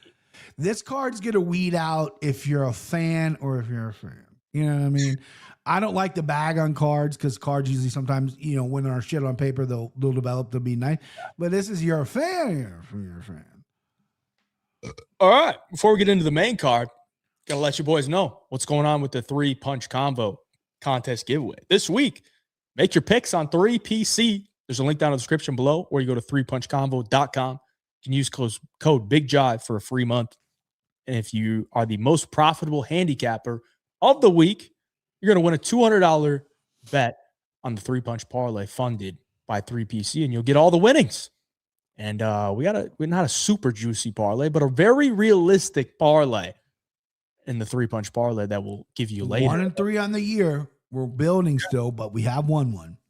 I didn't bring up the fight pick rankings earlier in the show, which I should have based on our recap, but I haven't looked at it myself. See, how we're doing. I know I'm doing pretty rough, but Luna is cooking, man. This number 1 in the rankings, and it's by a solid margin. This dude might as well. I'm assuming it's a guy. It could be a female, but this person could fucking get number 1 tattooed on its chest. You know what I mean? Every time I see this thing, he's number 1. This is all time, not just last week. No, right. No, I know. But you see, there's not a lot of people with a winning streak right now the way that ended. Right. I mean, wow. Am I ranked ahead of you? Fatima Klein in there. She's ranked 54. Oh, gosh. Dude, we're going pretty far. Woo! There's Russ. Still in the plus. Now we're getting to the negatives. Mean Machine, Steve Garcia. Okay. Damn. I mean, it's good. I mean, this list is Hey, there I am. There's All right. BP. All right, that's He's not ahead bad. of me. He's ahead of me. That's not bad. Oh God. Where you Oh at? God. Where you at, bro? Oh God. Brother, where you at? Oh God. Brother, Wait, am what? I even on here? Dude, does it cap out at 200? We have more users than 200 now. Maybe it just caps at 200. Maybe it does. Maybe I'm down way bad. Whoa, we got to get Russ on that, dude. I mean, shout out to everybody that's making their picks every week. I feel like the list grows. And I want Russ and I have been talking this week. Hayden had a conversation with Russ as well. And we're supposed to do a little tease of what's coming or whatever. I can tell you, which I'm not really being able to tell you. This past weekend, I did like a thread. I did multiple threads discussing the fight or whatever. Sometimes that's hard to keep up with, especially then we run out of room and you got to scroll to the end, whether you're on your phone, you're on your your laptop, which is what I was on. It can get a little hairy. It can get hard to follow the action and follow everyone's comments. 3PC, as in Russ and the geniuses. Oh, 200. There you are. You're dead last, bro. Oh, this was last week. Last week. I got dead last. 6 and 8. Russ. Okay, it caps at 200. So yeah, hopefully I'm not dead last from last week. But holy shit, dude! I know I did bad, but holy. Dude, Alan Joman's is sharp though. He's 2 ahead of you though. He had the same record as you. Wow. What did I do last week? I can't be. I didn't crack 100, did I? Am I top 100 last week? Oh, I'm top 100. There I am, 83, baby. EP in the top 100. Congratulations. Would have been better if I was 86. Anyway, the geniuses at 3PC have created a form of, I don't want to say call it technology, but a new way to watch fights, engage with other people during fights. That makes it easy, that makes it more realistic, that makes it up to date. It's obviously in beta right now, what we got shown, but we're going to launch that in a few weeks. I'm assuming maybe months. Don't quote me on that. Probably weeks. The 3PC guys are usually good at getting stuff out quick. It's going to be awesome, guys. Because I love live chatting. I love doing the live threads. You know, I'm obviously heavy on Twitter during the fights. Sometimes it's hard to keep up with everything for sure. You know, when you're doing bets and you watch fights, blah, blah, blah. This is going to make things awesome and way more easier. And then again, just a tip of the iceberg. Yeah, is that Sam Decker? The Sam Decker? I was thinking the same thing. Is that the Sam Decker? The basketball player, the Sam Decker? Is that him? Wisconsin legend? Somebody let me know. Anyway, boys, 3PC to the fucking moon. Most of the people in the chat are on 3PC. Tell a friend to tell a friend we're doing it. What's up, hey Jives? Let's make some motherfucking money. Yeah, MMA Brody. I'm here too, though. I'm here too, MMA Brody. Yeah. But let's go, hey Jives. Fuck BP. Fuck BP, you know?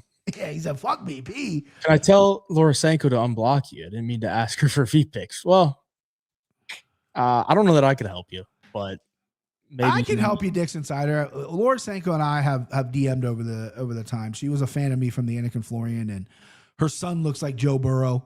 So she knows him from Cincinnati. So she has sent me a few photos of her son in Joe Burrow gear. So I'm on it, Dix Insider. No problem. We got to get Laura on the show these times. She's great at what she does. No, she is. I actually love her as a podcast. I think she gets overlooked because she's so hot. Like people are like, dude, it's just hot, right? But she was a professional fighter, quit because she had a kid, and has the knowledge and is getting exponentially better at broadcasting. And I'm a huge fan of Laura Sanko. Yeah, she's good. All right, boys, get your picks in for UFC Mexico. Win that contest, and we'll hit that 3-punch parlay. We'll get some coin in your pocket. All right, moving on to the main card.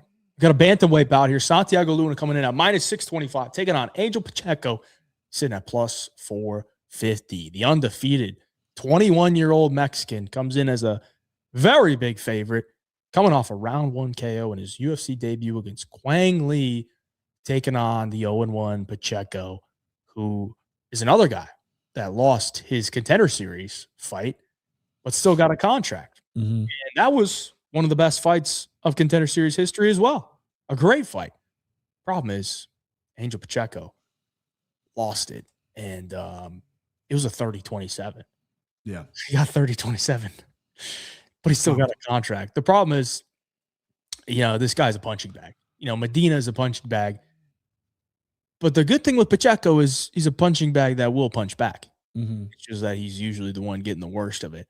He landed 197 significant strikes in that fight against Danny Silva, but Danny Silva landed 204. So, crazy, crazy fight.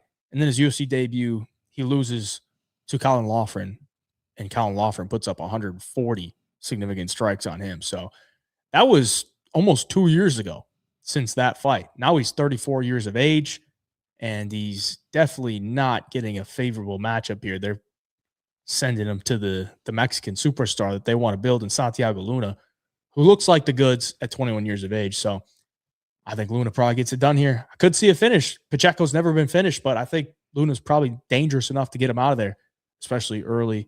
I like maybe a club and sub. Yeah. Pacheco's been a durable guy, but he does get hurt, and I think Luna could maybe hit him with a big shot, jump on him, grab his back, choke him out. Fight's over. What do you think, BP? But first, shout out to Junior Dines. JR Dines. Super sticker. $2.99 super sticker. Thank you, brother. Right above, that's my guy, good friend. If you want to click on, I can do it. Never mind. I can forget. Timbo, what's up, baby? Tim Mitchell in the house. Love that guy. Pacheco, the fight doesn't start till he gets dropped. And he gets dropped bad, like to the point where like, oh, it's over. And then he gets back up. He works his way into the fight. He's got really decent boxing. He puts it together well. He does make comebacks in a lot of fights. He puts, punches together well. But the Callan Logan fight, this guy was the next Irish sensation. Oh, I hated that guy. Failed miserably. Hated him. Is continuing to not look good in the PFL. Dude, that guy looked like the dude from Incredibles. Kid. Right. Yeah, the little kid. Right. Yeah. So that's an ugly loss. And he fights once a year, so that's all you can judge it on. Meanwhile, Luna, 21-year-old, which, Hayden, we've talked about, you can't trust a 21-year-old. True. But I like this kid a lot. I think he's got a lot of good skills. I think, what I love about the Mexican MMA community and the culture in the fighters now is obviously Mexico has had boxing for years. They've had produced some of the best boxers in the world. They still are producing some of the best boxers. Now some of these young men are coming over, and women are coming over to MMA, and we're getting to see an evolution and some real talent. Luna is the second prospect in this card that I'm the most excited to see. I think he's that good. I think this is a good matchup against a guy, Pacheco, who's 34, looks 54, has some good boxing. Luna, with his range, with his striking, with his all-around game, I think as long as he doesn't fall for the next big thing hype train, long as he doesn't come out a little bit of swagger, I'm too good for this spot right now, we might have a problem. I doubt it, though. I think he's going to be grounded. When he won at UFC Noche, he was emotional. I think he's going to be emotional here fighting Mexico City. I like Luna big. Again, minus 625 is crazy. Club and sub, I love. Any kind of finish, I love. Even when Pacheco doesn't really get finished, I think it'd be interesting here. Give me Luna. I love him here, and I would love him a hell of a lot more. I'd parlay him up if the line wasn't so goddamn big, but they're smart. It is what it is. You see who he's been training with? Chris Moutinho. They're going in there to try to spring some upsets, man. Moutinho plus 500, Pacheco plus 450. One of them's got to win, right? Probably not. No, they both can lose. Mitch Raposo pulled a big upset his last time out against Azat Maxim. So maybe there's some upsets in the water, but I don't know that it's going to be this one. I think Luna probably gets to the back and chokes him out. I mean, he got the knockout on his debut, but I think he's definitely got power. But I don't know that Pacheco's just going to go down. He's been dropped a couple times, but I think you got to choke him out to finish him. Yeah, minus 200, or excuse me, plus 200 for the sub for Luna, which I like. Yeah, I wish we could have gotten a little bit better, but I do think it probably hits. Yeah, I mean, for Pacheco, who's never been fucking, again, he's minus 625. So Pacheco's never been fucking finished, and we're getting plus 200. I mean, the under 1.5 rounds is minus 110. So they're basically looking at this and saying, we don't give a fuck that you've never been finished. Right. Luna's finishing you, bud. The books are saying, don't give a fuck. As the Dana White, don't give a fuck. Don't give a fuck. Don't give a fuck. Don't give a fuck. What was I going to say? Oh, yeah. I was going to ask you guys for some fucking likes, boys. We got over likes up. 160 people in the live stream, and we only got 51 likes. So like up the stream for us. Joke. All right. We got 5 fights left, and then we got the segments coming up where we'll give you guys some bets. Moving on. Flyweight bout. We got Imanol Rodriguez coming in at minus 450 taking on Kevin Borjas, sitting at plus 350. Imanol making his UFC debut, the undefeated Mexican, 26 years of age, was on the Ultimate Fighter, won in the first round by first round KO. Then he takes on Joseph Morales and loses a split decision. Then he goes out, goes on the Contender Series, and he faces a pretty solid fighter. I was looking at the guy that he fought. I'm like, this guy's pretty solid. And I'm pretty sure I bet like the over 2.5 in that round, in that fight, because I thought these are pretty evenly matched fighters, you know? And then Imanol Rodriguez just fucking drops him after he caught a kick, and then dropped him again, and then dropped him again. So he dropped him 3 times in the first round, finally gets the KO, and he gets a contract. And I'm fucking sold on this guy. All right. This guy trains with Daniel Cormier. Obviously, he was training with him for the Ultimate Fighter. He's still been training with him. So I love that. I love that this guy's a freak athlete. I mean, he's 5'4", not very tall, but he is a explosive wrestler, fast hands with his boxing. He's not one of these boxers that's like going to look super technical, but he is sharp with his punches, and he believes in his punches. And if you're that young and that fast and that explosive, you believe in your punches, you're going to knock people out. Kevin Borjas, on the other hand, 1-3 in the UFC. His only win was against another Mexican last year on the Mexico card. Went in there, spoiled the party for Ronaldo Rodriguez. So can he do it again? He's had success in Mexico before. Can he spring another upset here against Imanol Rodriguez? What do you think, BP? Not a chance. I mean, listen, there's a chance. It's MMA. I was saying Luna's the second guy that I'm most excited to see on this card. Rodriguez is the first. I think this dude should have been offered a UFC contract right after the Ultimate Fighter. I thought he beat Joseph Morales on that show. Could have won the title. Could have won the fucking the whole contract. Anyway, kid's good, right? He's short. He's 5'4", but he closes the distance really, really well. And he knew very little grappling and wrestling, and he went in and competed with Joseph Morales, who is slick on the ground. Now he's with Daniel Cormier, where he's learning and training and developing wrestling skills, not to mention mixing it up. What was showing a Coke for? Diet Coke. Oh, Diet Coke. Gotcha. But listen, I love this kid. Minus 450. I know it's high. Listen, chalky as fuck. I get it. You know, Borjas is a Peruvian. They're all tough. It's hard to finish guys like this. I think Rodriguez can finish him, though, if I'm being honest with you. I wouldn't be surprised if he finishes Borjas. Rodriguez just got dynamite in his hands. 5'4", those short little arms develop so much power. His uppercut is fantastic. Borjas can throw some heat, too. It's not like he's a punk. You know, he dropped Rodriguez in that fight pretty bad. He's got some power. He's obviously tough. He's durable. But I think Rodriguez is a really, really up-and-coming kid in this flyweight division that I'm super excited to see continue to get better, continue to excel. He's only 26 years old. I think he goes out here in Mexico City and makes a statement here.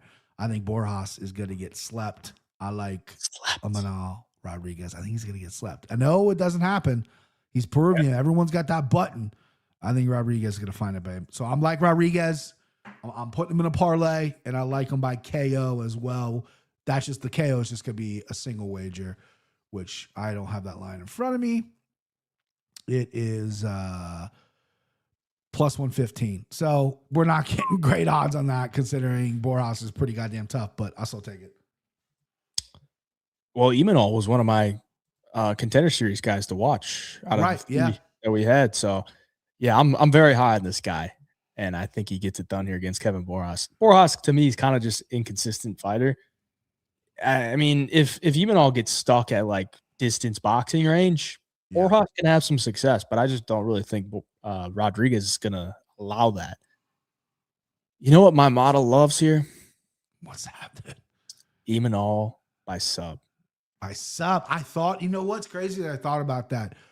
Because Borjas has been subbed, and I feel like a dude like Borjas, if he's getting TKO'd, he's getting pounded on the ground, right? He'll give up a neck, and he'll go, I've never been knocked out. Yeah, I've been subbed. You know, that's the thing, though. He didn't do that against Alessandro Costa. Remember that? He got his leg kicked out, and I had Alessandro Costa by sub at like plus 550, and the neck was there. The neck was there. He was like, take the neck. Yeah. But Costa just grabbed his wrist and just kept punching. And he just kept punching, and then he got the TKO. So Yeah. maybe that could happen, but I don't think you're going to knock out Borjas cold. He could maybe drop it, but I think he's going to have to follow up with something. And if he wants to take the path of least resistance here, even though Rodriguez could take this dude down. He could take this dude down. For sure. And I think he can find a submission, man. He's got a rear naked choke on his record, training with DC. You got to expect the ground game is going to continue to improve.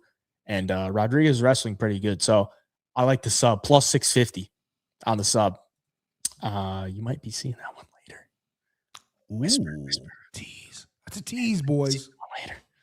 We'll see. Could be a future champ. I believe so. 26 years of age. I'd much rather trust a 26-year-old than a 21-year-old. There you go. There you go. My wife was 26 when we got married. So we could marry at 21, but 26. Married. Dixon thinks it's a decision. Guys aren't going to be chasing finishes, risking gassing at elevation. They want to conserve gas. Decision, obviously, I think that's probably the more likely outcome. I wish my knockout was better, but yeah. I don't know, man. He's a finisher, man. He's 6-0. Yeah. I mean, he's a killer, dude. I love his uppercut. I love his power. I think he would be doing himself a big disservice to try to conserve his gas tank when his best weapon is his explosiveness and his finishing abilities, Mm-hmm. So, and I'll be curious to see I know he's been wrestling with DC. Be curious to see if he wants to wrestle in Mexico City, because it's still new to his muscles. He's more trained for this as opposed to fucking this. So we'll see though. It's gonna be a fun fight though. I think we're gonna get a either way. It's not gonna be a boring fight. Even if it goes to decision, both these guys are throwing down. Definitely not. Let's move on. Another flyweight bout. We got Edgar Chairez coming in at minus 355, taking on Felipe Bunes coming in at plus 290. Bunes 1-2 in the UFC, picks up a win against Jose Johnson by submission in the first round. Knockout loss against Joshua Van in his UFC debut. And his last time out, he loses to the biggest weight cheater I've ever seen, Rafael Esteban, who's now moved up a weight class. He's finally forced to go up to 135. So he got out muscled in that one, got taken down and kind of gassed out in that one. And that's the biggest thing with Bunes is the gas tank almost never holds up. So that's going to be a big factor here at elevation, taking on the Mexican, who historically has had a fairly solid gas tank. Mm-hmm. 2-2 in the UFC, 1-0 contest. His wins are not good, but his losses are respectable. So we got to kind of figure out if this guy's good or not. His wins, CJ Vergara and Daniel Lacerda. Losses, Tatsuro Taira and Joshua Van. Two guys that are fighting for the title. So is Chairez worth minus 355 BP? What do you think? No, probably not. But you said Buenez. Buenez is his last name. It looks like Bunnies or Buns to me, and that's what this guy is to me. He's Buns. That's what the kids say. Buns. I just don't think he's that good. I really don't. He wears a little cool hat, which is usually like in my betting. It's in my betting model that I have out right here. Hayden, cool little hat. Usually they win. Yeah. But Chairez is actually slick with submissions. The guy he's an emotional fighter. He's got a good chin. The crowd loves him. He's going to go out there. He's going to put Mexico on his back, and he'll throw down. He'll brawl with you. He's been hurt to the body a few times, but other than that, like, he's decent on the ground. Now, Bunes, he's been submitted one time many, many years ago against UCA Formiga, who is a lights out black belt. But I literally don't care about that. I think Chairez is coming for a neck. He's coming for something here. I think he's going to submit him. Minus 355 is a tough play for me. But I think with the lines on this card, how everyone's so juiced, 355 really isn't something you should look away from. I think it would scare you on some nights. Tonight, or Saturday night, this card in particular, you might want to kind of risk it for 355. Throw it in parlay, do what you got to do. I like Chairez. I like him by submission. Sub I don't have in front of me. I think it was plus 240 the last time I looked, but that'll be coming back around. So we'll be talking about that. Another tease that. But give me Chairez. Yeah, I think Chairez gets it done. I think Bunes has probably 5 minutes to try and finish him, and I don't think he's going to finish him. So the gas tank for Bunes is just atrocious, man. Like this guy's really good for about 5 minutes, and then he falls off.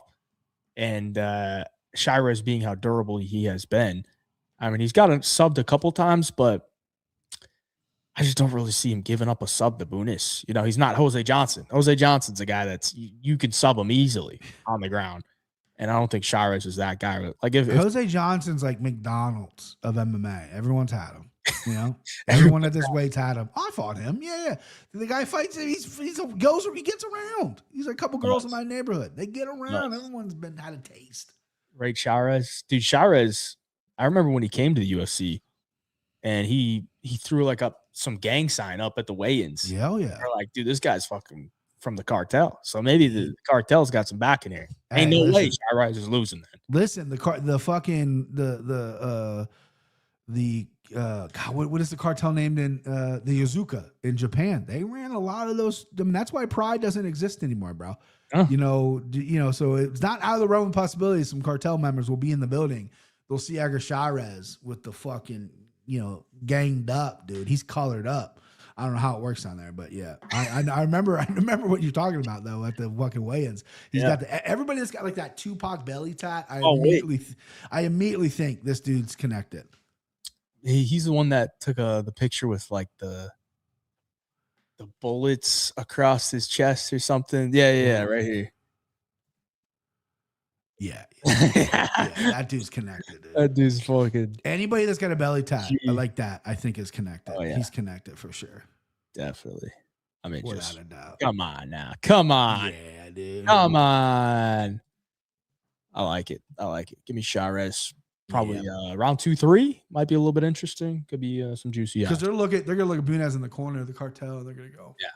He's gonna shit his pants. It's over. This fight's tough for me, bro. Go ahead, do your thing. Lightweight bout here. We got Daniel Zellhuber coming in as a minus 500 favorite, taking on Bobby King Green, sitting at plus 375. Bobby coming off a win against Lance Gibson Jr. Excuse me. Nailed it. Coming off win against Lance Gibson Jr. By decision. I was there in attendance. It was a fight that they just kind of came up with out of nowhere midweek. Yeah. And it was at the Apex, so we're right there, right? And Bobby Green makes his walkout. He probably hasn't fought in the Apex in a while. And he's got like 3 dudes. You know, they have the family. You get like 3 family tickets or whatever, and they bring him out for each fight. He had 3 dudes with him that were watching, and just the exact guys that you would expect Bobby Green to be hanging around with, right? Yeah. And they were cheering for him. They brought some good vibes, to the Apex, right? And Bobby is talking to this guy the whole fight. And since I'm right there, I can hear everything. He's just like in his face, like, what's up? What's up, man? What's up? What's up? Just constantly just fucking mogging him the entire time. It was fun to watch. But that dude, he gave his post-fight speech, and that was exactly what I needed to hear to know where this guy is at. Yeah. His post-fight speech was a promo for his strip club, New Year's Eve party. So, I mean, this guy literally probably called up Dana White that week, and he was like, yo, Dana, give me anybody at the Apex. I just need this check because I got to throw this badass New Year's Eve party at my strip club I'm opening. And they said, okay, we'll give you Lance Gibson Jr. He said, thanks. Hung up the phone. And he got his win, and he got his show money and his win money, and he probably had the best time at New Year's Eve. So now he's looking to throw the next party. So he needs another paycheck. Absolutely. That's what Bobby Green's showing up for. Is that enough for me to take a shot on Bobby Green as this big an underdog against Daniel Zellhuber, who just lost to Michael Johnson as a minus 800 favorite? I feel like if he's just showing up for paychecks, it might be enough. Because if he was like going for like the title, this would be an instant click. I would absolutely bet Bobby Green here, but I know he's showing up for paychecks. So you got to drop the motivation level down a little bit. And then you look at Daniel Zellhuber. This guy has been matched up so favorably in the UFC. They desperately need this guy to win. And he has dropped the ball time and time again. So in the current climate that we're in, where weird stuff happens in UFC fights, fighters are throwing fights, is Bobby Green coming in here to lose? Do the job, huh? Do the job. Do the job. Do the job, Bobby. He's a company man. He's a company man. You coming in here to do a job, Bobby, or are you actually going to try to win this fight? Because I need to know before I place a bet. And those are answers we don't have. But BP, maybe you can tell me something tell me an answer that would sway me one way. So, Bobby, 39, he's clearly fighting for different motivations than other people are. What I love about Bobby is he debuted in the UFC against Jacob Volkman, who was this boring fucking wrestler. And he beat him. And Bobby was an underdog because Jacob Volkman would take you down and do nothing. And Bobby beat him by decision. And they cut Volkman immediately, and Dana bonus Bobby because he's like, thank you for getting rid of this fucking guy for me. Bobby Green, King Green, this is a dude, he's interesting, right? He keeps his hands down. He talks to you the whole time. He'll be talking shit to you, and then immediately go, yes, sir. He listens to his corner. And Zellhuber's a guy that they're really trying to push, right? He got the no chase spot. They're really trying to push this guy, but the skills I think are there. I just don't know if the chin is there, right? And that's weird to say about a Mexican fighter because usually Mexican fighters have notoriously good chins, but like Michael Johnson touched him, right? He got touched up, and by the Ribovics, right? In one of the greatest fights of all time. He's been touched up. And Bobby Green, the goddamn one thing about him, right? Might not have the biggest power in the world, but he's going to touch you. He's going to find you, right? Grant Dawson doesn't have a chin. Bobby Green put him down with the jab, finished him. Bobby Green, regardless of height, weight, whatever, he will find your chin. He will hit you at least a couple times. Can Zellhuber do that?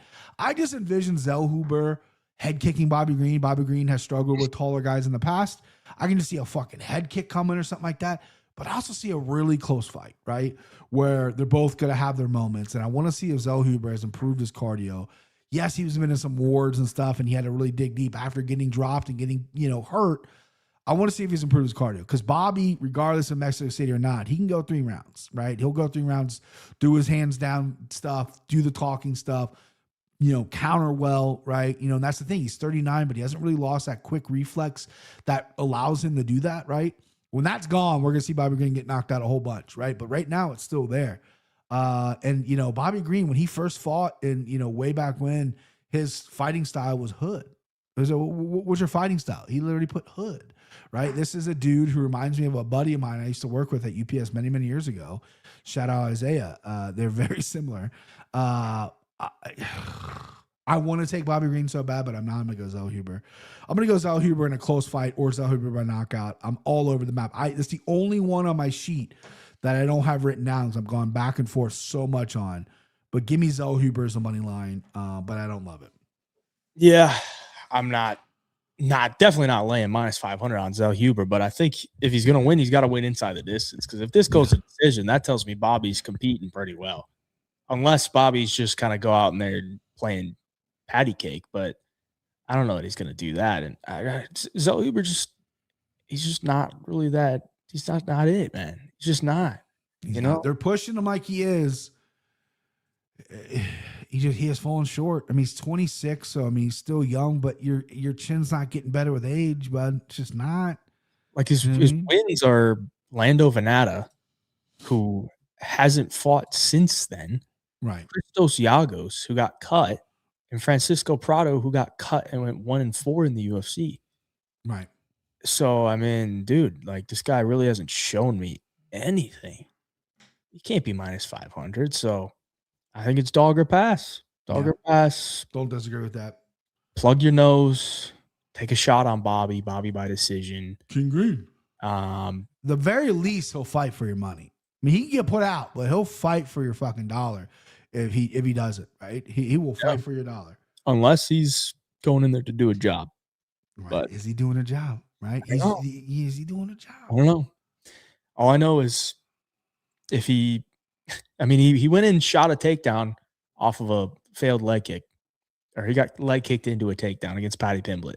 The Patty stuff, yeah. Stuffed his head into the fucking triangle choke. So, yeah. I'm kind of getting flashbacks to that, but we'll see, man. We'll see. Looks like the chat likes a Bobby play as well? Yeah, the chat's kind of all over. I see a lot of Bobby love, a lot of close fights. Decision only on Bobby could be a good play. Okay. Yeah. Someone said there has to be a dog that wins in this card. Bobby will be the dog. They're playing that. They're playing that. Yeah, King wins. One underdog has to win every card. Yeah, I mean, listen, they're playing all sides of it. We have a smart chat, and if you're even smarter, you'll hit that like button. Man, let go. Plus 280 on decision only. That's not bad. Good. That's pretty good, man. That's pretty good. All right, let's move on to the co-main event. We got a bantamweight bout. Cheeto Vera comes in at plus 260, taking on David the Doctor Martinez. 310. 2-0 in the UFC for David. 1 win by finish against Simon Oliveira last year on this Mexico card. And then he got a win at Noche UFC against Rob Font. Massive step up in competition. Goes in there as a very slight dog, and he gets it done. He looks great. Mm-hmm. So now he comes in here against Cheeto Vera, who the whole world is completely down on. I mean, this guy looks like he doesn't give a fuck anymore. He just goes in there, and he does jack shit for 3 rounds and, maybe has a moment or two and then gets upset at the decision. So he's lost 3 fights in a row. Is this the one where he finally turns it on? Because he's only 33. It's not like this guy's a 40-year-old that is just coasting into the sunset. He's 33. He's been in the UFC for a long time, 25 UFC fights. But the guy has never really changed the way he fights. It's just when he does win, he usually finds that fight-ending shot and he gets it done. But David Martinez is a very elusive striker. Like, is he going to be able to find the shot on David Martinez? I highly doubt it. But if he has any sense of urgency in this fight, I think he can make it close. Could end up being 29-28 either way. And if that's the case, I think it's kind of a dog or pass, because minus 310 is crazy, man. It's crazy. I guess maybe, Martinez could go out there and 30-27 and look clean. And then he looks like a minus 310 favorite, but I just don't really see that happening. And I went on, I saw Jason Perillo's Instagram post today, hyping up Cheeto Vera. And I commented on it. I said, is Cheeto going to fight with urgency this fight? Asking for a friend. I'm still waiting for a reply. They had not got back to you. Okay, that was my next question. Haven't got back to me. So if I do get a reply, I'll let you guys know. But as of right now, still not sure. Still not sure. What do you think here, BP? Yeah, I like this fight a lot on paper. I'm going to go with the Cheeto side. Experience, I think, matters. David Martinez has looked good against, Rob Font was a good win, but Rob Font fought very ghostly. Martinez really picks his moments. He's got a good right leg kick. He counters well. Knocking out Oliveira didn't impress me. I mean, Oliveira is not a great fighter, but he did it with a beautiful counter right hand. That's obviously available there. Cheeto Vera, maybe the best leg checker, in this division. So that right kick that Martinez throws a lot is going to get checked quite a bit by Cheeto. Cheeto's going to throw his own leg kicks. Cheeto, I think, would be the favorite if he didn't fight the way he fought, if he fucking got after it. And it's not a cardio issue. He's never tired. Talk about dudes that run, right? You were talking about Macy Chiasson running. This dude runs all the time. He really dedicates himself to this sport. You ever watch his Instagram or any of these YouTube things? It's like ice bath, it's sauna, it's running. Dude really takes care of himself and is constantly training. And there's not a person that's trained with Cheeto that hasn't liked him. They've all loved him, right? Everyone that's met Cheeto, they love him. Even Luke Rockhold, who likes nobody, loves Cheeto. This seems like a good dude. Obviously, we all know the problem. He starts way too slow. It's not like Martinez is a big volume guy, but if you're Cheeto, you have to be volume. You have to be the step forward, check some kicks, and you're going to have to put it on him. Cheeto can land over 100 strikes, but we've seen that in 5-round fights. There's only 3. So I like Cheeto at plus 260. I think it's going to be a very close fight. I think Martinez has got a decent chin on him, has some good power. Cheeto obviously has a legendary chin. If we get some grappling exchanges, that'd be kind of interesting to me, because Cheeto, I think, offensively grappling is better than he is defensively. Off his back, he doesn't offer much, but we'll that remains to be seen. So we'll see if that happens. But I like Cheeto. It's a big number. I wasn't expecting a bigger number when I saw it early this week. I think it was plus 235.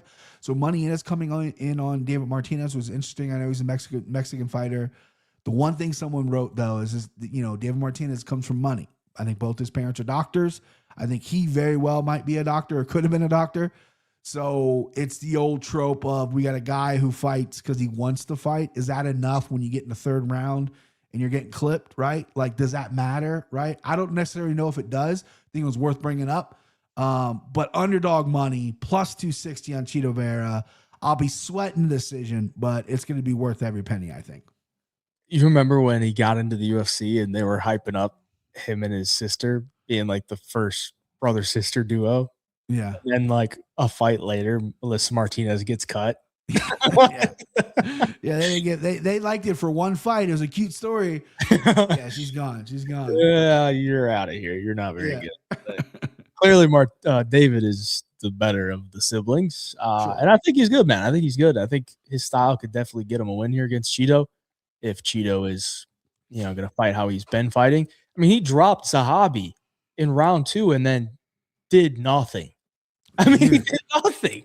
It's a weird block, dude. It was like a jab and then followed up with nothing. I mean, Zahabi's like, he's obviously running away, but he's like, Cheeto's just kind of like walking towards him. It's like, dude, fucking go. This is your opportunity. He's not doing anything. It's crazy. Ray Longo and I've talked about this. I've seen it on a very small scale. Kenny Floor and I've talked about this. There's some guys out there who are just killers in the gym. Do you remember Joe Riggs? I don't know. Yeah. So he's an Arizona guy. When he came into UFC, his UFC record was very up and down. He's a little bit of a mental case, but every single person that said they trained with Joe Riggs, that's the best guy in the room. No one wants to fuck. That guy's unreal.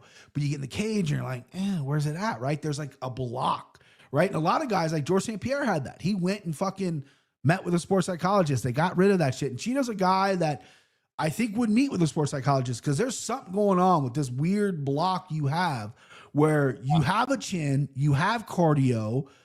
Your takedown defense is okay, but it's not like you're getting taken down and submitted every which way. So it's not like you're worried about it, right? You're well trained. You've been around forever. You got 30 something fights. Like, where's this frozenness coming from? So hopefully he's got that worked out, considering I'm gonna put some harder money on him. But yeah, it's when he hurt Zahabi and he did nothing, it's like, I had money on Zahabi. So I was like, cool. But I'm also like, what is Cheeto doing? Like, what are you doing? It was wild. So wild. Like, it was there for the taking.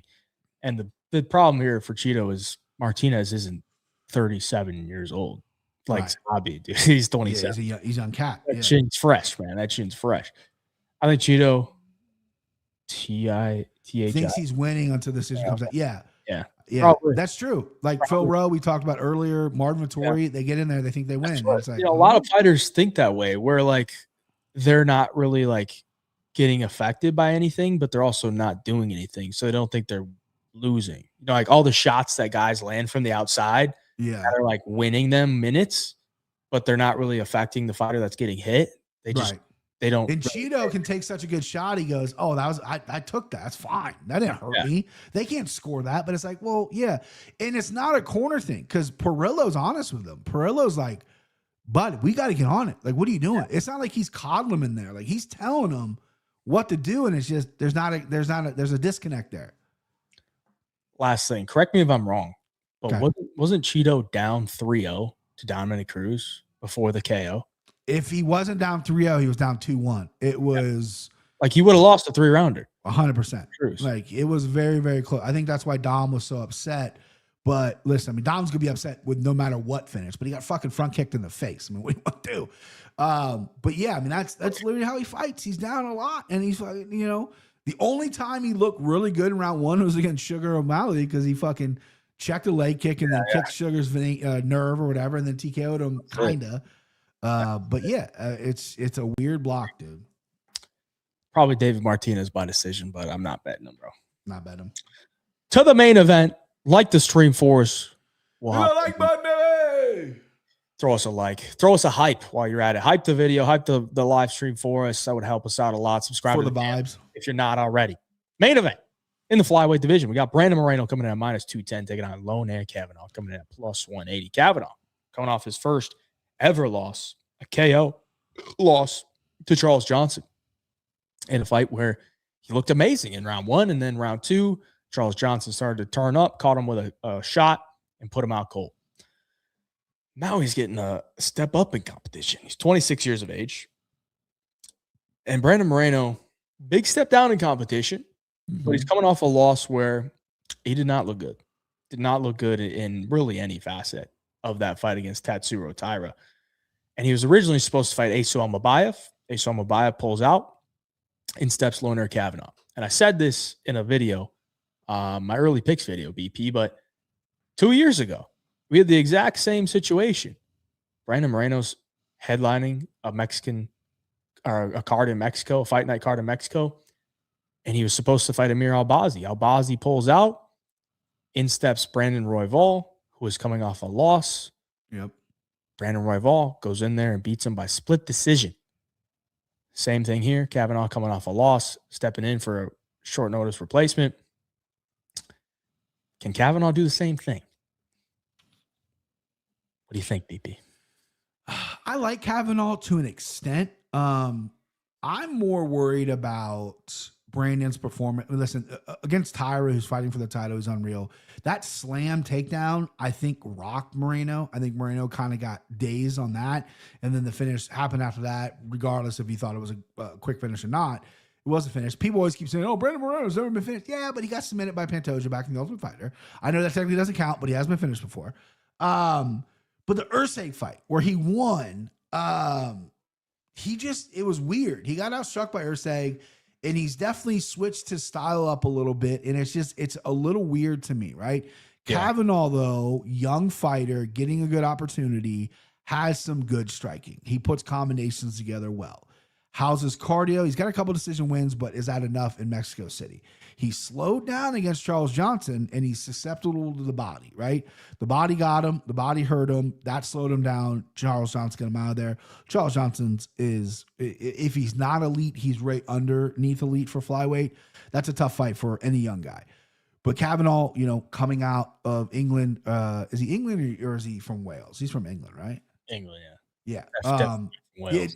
Yeah, right. That's why I want to correct that, because if he's from Wales, people will be like, he's from Wales, mate. But he's got a lot of hype around him, and I know Bisping's high on him, and I do think his hands are pretty good. I think his takedown defense is going to get tested here, because I think Moreno knows how he has to beat him. Moreno was training wrestling, fighting a guy against Almabayev, so the wrestling's going to be there. Moreno also has some decent body kicks. He's not the heaviest handed guy in the world. He's not a potent finisher. But you look at the Kai Kara France fight. He hurt Kai Kara France to the body. If I was Brandon Moreno, I am investing in that body. It's 5 rounds in Mexico City. This guy's on relatively short notice. You're kicking the shit out of that body, whether it's a teep, whether it's a power body kick, whatever you got to do, stick a jab in his face and then get him to the ground. I think the ground game of Kavanagh hasn't really been seen yet. We haven't really seen it. And Moreno, his wrestling's decent. His submissions are decent. He's got 11 subs to his name. I think he's decent when he gets there. He's fought the higher level competition, obviously. So it feels like a trap. It feels like it's almost too easy taking Moreno, right? But I'm going to take him. I'm going to take him. I'm not going to talk. I'm not going to listen to the outside noise. I'm not going to listen to bullshit. I'm going to take him. And I feel like, because I'm going to go heavy on him, and I feel like Loner Kavanagh, when he wins, is when the chirping's going to come, and when people on Twitter are going to go, okay, you do Brandon Moreno's watch. I thought you should have figured that out. Which, okay, listen, it's part of the sport. We'll get it. We like it. We'll do it. But I like Moreno. I like Moreno in the spot. I feel like it's too easy, but I mean, I'm not, maybe it is too easy. Maybe it the fuck is too easy. So give me Moreno. Hey, if it's a trap, I'm crawling in that trap. There's no bait in it. I'm going in head first, and I'm getting fucking caged up. Okay. Yeah. Give me Brandon Moreno, bro. I'm not sold on this fucking guy. Thank you. Come on. Kavanagh, I've never been sold on this guy. I don't know why people were sucking him off for what he did in Cage Warriors. Well, because Bisping really hyped this dude up. Like, Bisping was like, this dude. But he always does that with English fighters. I get it. You're proud of him. I don't know. I mean, I've told you, Cage Warriors fade. Yeah, it was the greatest. Yeah. And I cashed in on Charles Johnson getting it done against Loner Kavanagh. I didn't think he was going to knock him out, but the fact that he put him away like that, I like it. I like it because, number one, I mean, he showed that if you are going to push a pace on him, he's going to fold. He's going to fold, man. I mean, Ochoa hurt him to the body in both of their UFC debuts, right? He hurt him to the body in round 2, and Kavanagh was diving, looking for a takedown, got his back taken, and then the round was over, and he won that fight. So I'm not saying like he's a quitter or anything, right? Sure. But I mean, his wins are Jose Ochoa and Felipe dos Santos. Right. And both of those fights, I wasn't really left super impressed. I mean, like, okay, he knocked Antoine Ho out in the first round of the Contender Series. Okay. And he looked good in round 1 against Charles Johnson, but this is a 5-round fight, man. And this against a guy who like exclusively fights in 5-round fights. Yeah, this guy Kavanagh is, I think the only reason people glaze him is because he's super fast. It's like, yeah, fast hands. Yeah. If you're 5'4", you should be fucking fast, dude. If you're not fast, you ain't gonna make it. So he's fast. He's fast, and his technique is sharp. You know, he's got good kicks. He's actually a really good kicker from range for how short he is. But I don't think he can keep that up as the fight progresses, because talk to anybody that's fast, you know, any receiver coming from a football guy that's fast, that has like really good quick twitch muscles, they're not good long distance runners. They can't do it for a long time. They're just quick and bursts. So yeah, he's going to look good in round 1, might look, you know, decent in round 2. What does he look like in round 3? What does he look like in round 4, round 5? I don't think it's going to be good. I mean, the fact that he was slowing down against Charles Johnson in round 2, when Charles Johnson was in his face, but he wasn't like just dogging him. Charles kind of made him grapple a little bit. He was shooting him takedowns. Kavanagh was pulling guillotine, making him work. And then ultimately, Charles got into that clinch, ripped like 4 body shots to the gut. And Kavanagh walked away like, holy fuck, that did not feel good. His posture, you can always tell his posture's changed. He's good. I always stand like this. He walks away. He's standing upright with his hands by his hips. And then Charles Johnson keeps the pressure on him, and he exits the pocket with his head straight up and his hands down by his hips because he's tired, and he gets caught with a right hook.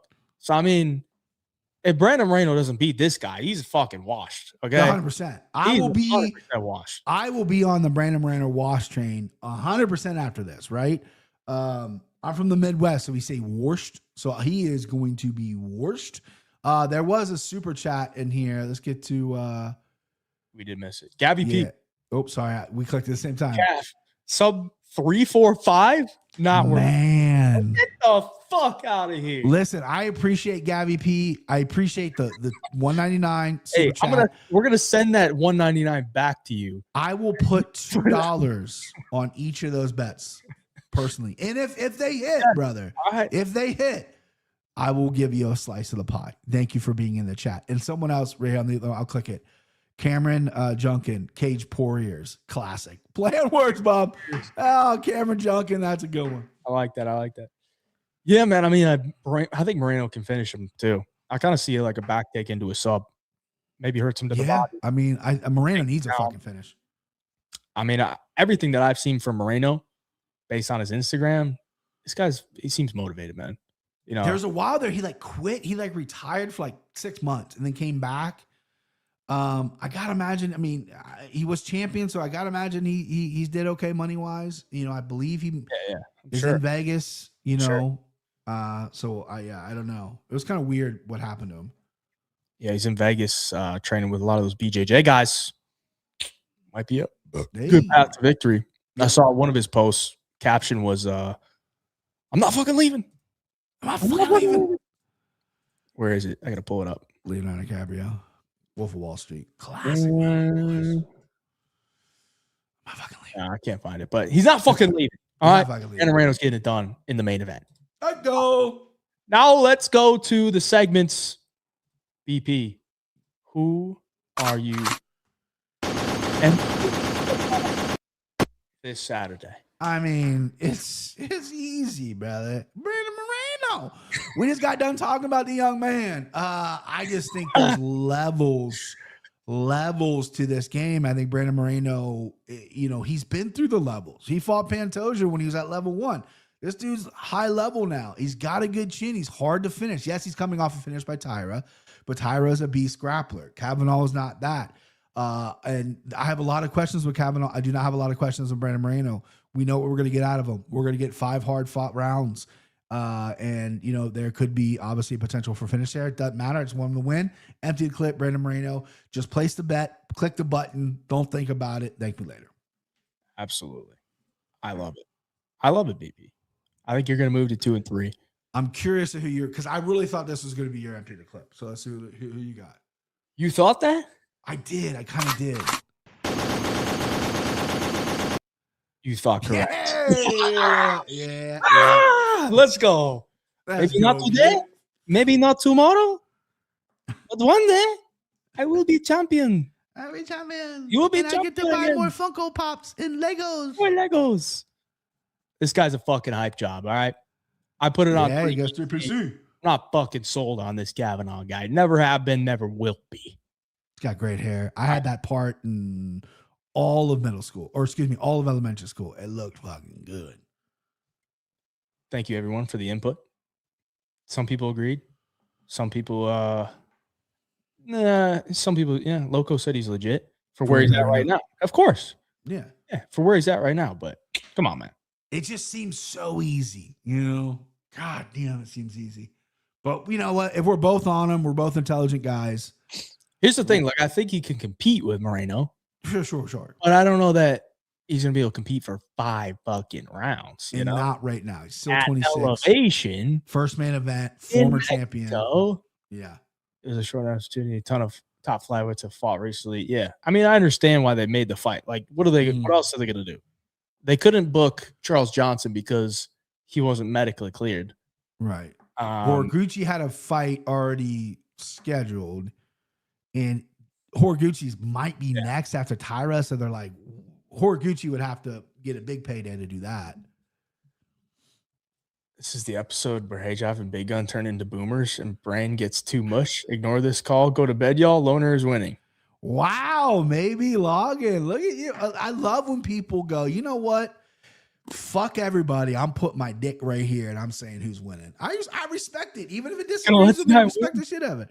You think he's gonna go in there and lay down? Let the guy win, dude. He is a company man, but not Mexico. They don't want the Brit winning in Mexico. Oh, the scenes when Brandon Moreno's just breaking him. Gonna love it. It's gonna be awesome. 3-punch parlay, slight profit on the year. Leg number 1, I hate it, but BP's going with Eileen Perez.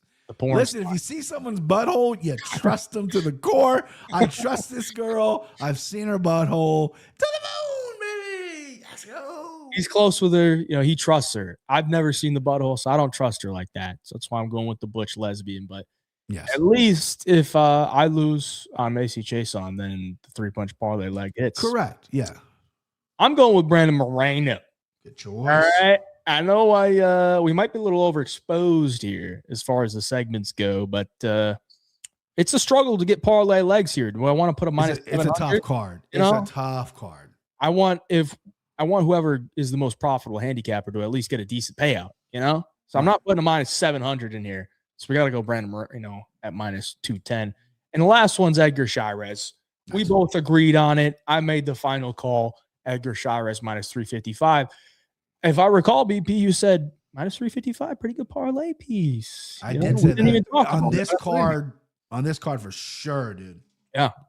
Plus 194 on that. So going to be returning a little under $400 for the winner?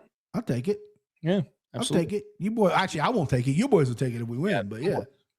One boy, one man, one woman. Man or woman is going to be taking it. One person. All right, let's get sick. You're 0 for 4 on the year. I'm also 0 for 4 on the year, but you only need to hit 1. All we need is 1, dude. You're up. EP's going with Emmanuel Rodriguez money line.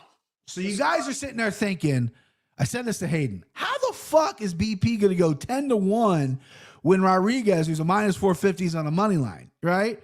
How is he going to do it? Well, here's how I do it, babe. Trying to start off easy. Shara sub plus 280. So I was a little light before. I thought it was plus 240. Yeah, plus 280 solid. Yeah. Capping it off with Cheeto Vera money line. Tell me how it loses. Oh, We got the anchor on Rodriguez. We got Charez, who's going to take a neck. And we got Cheeto, who's going to squeak out a decision in Mexico. And we're cashing 1572. Bring me my money. Hey, I love it. I love it. I love it. oh God. I'm going to be really rooting for Cheeto then. If you're You have to, bro. Dixon Sider said, Cheeto, smiley face. Dixon, tell you something, bro. I respect everything you do, my guy. He wins. I'll get you something nice.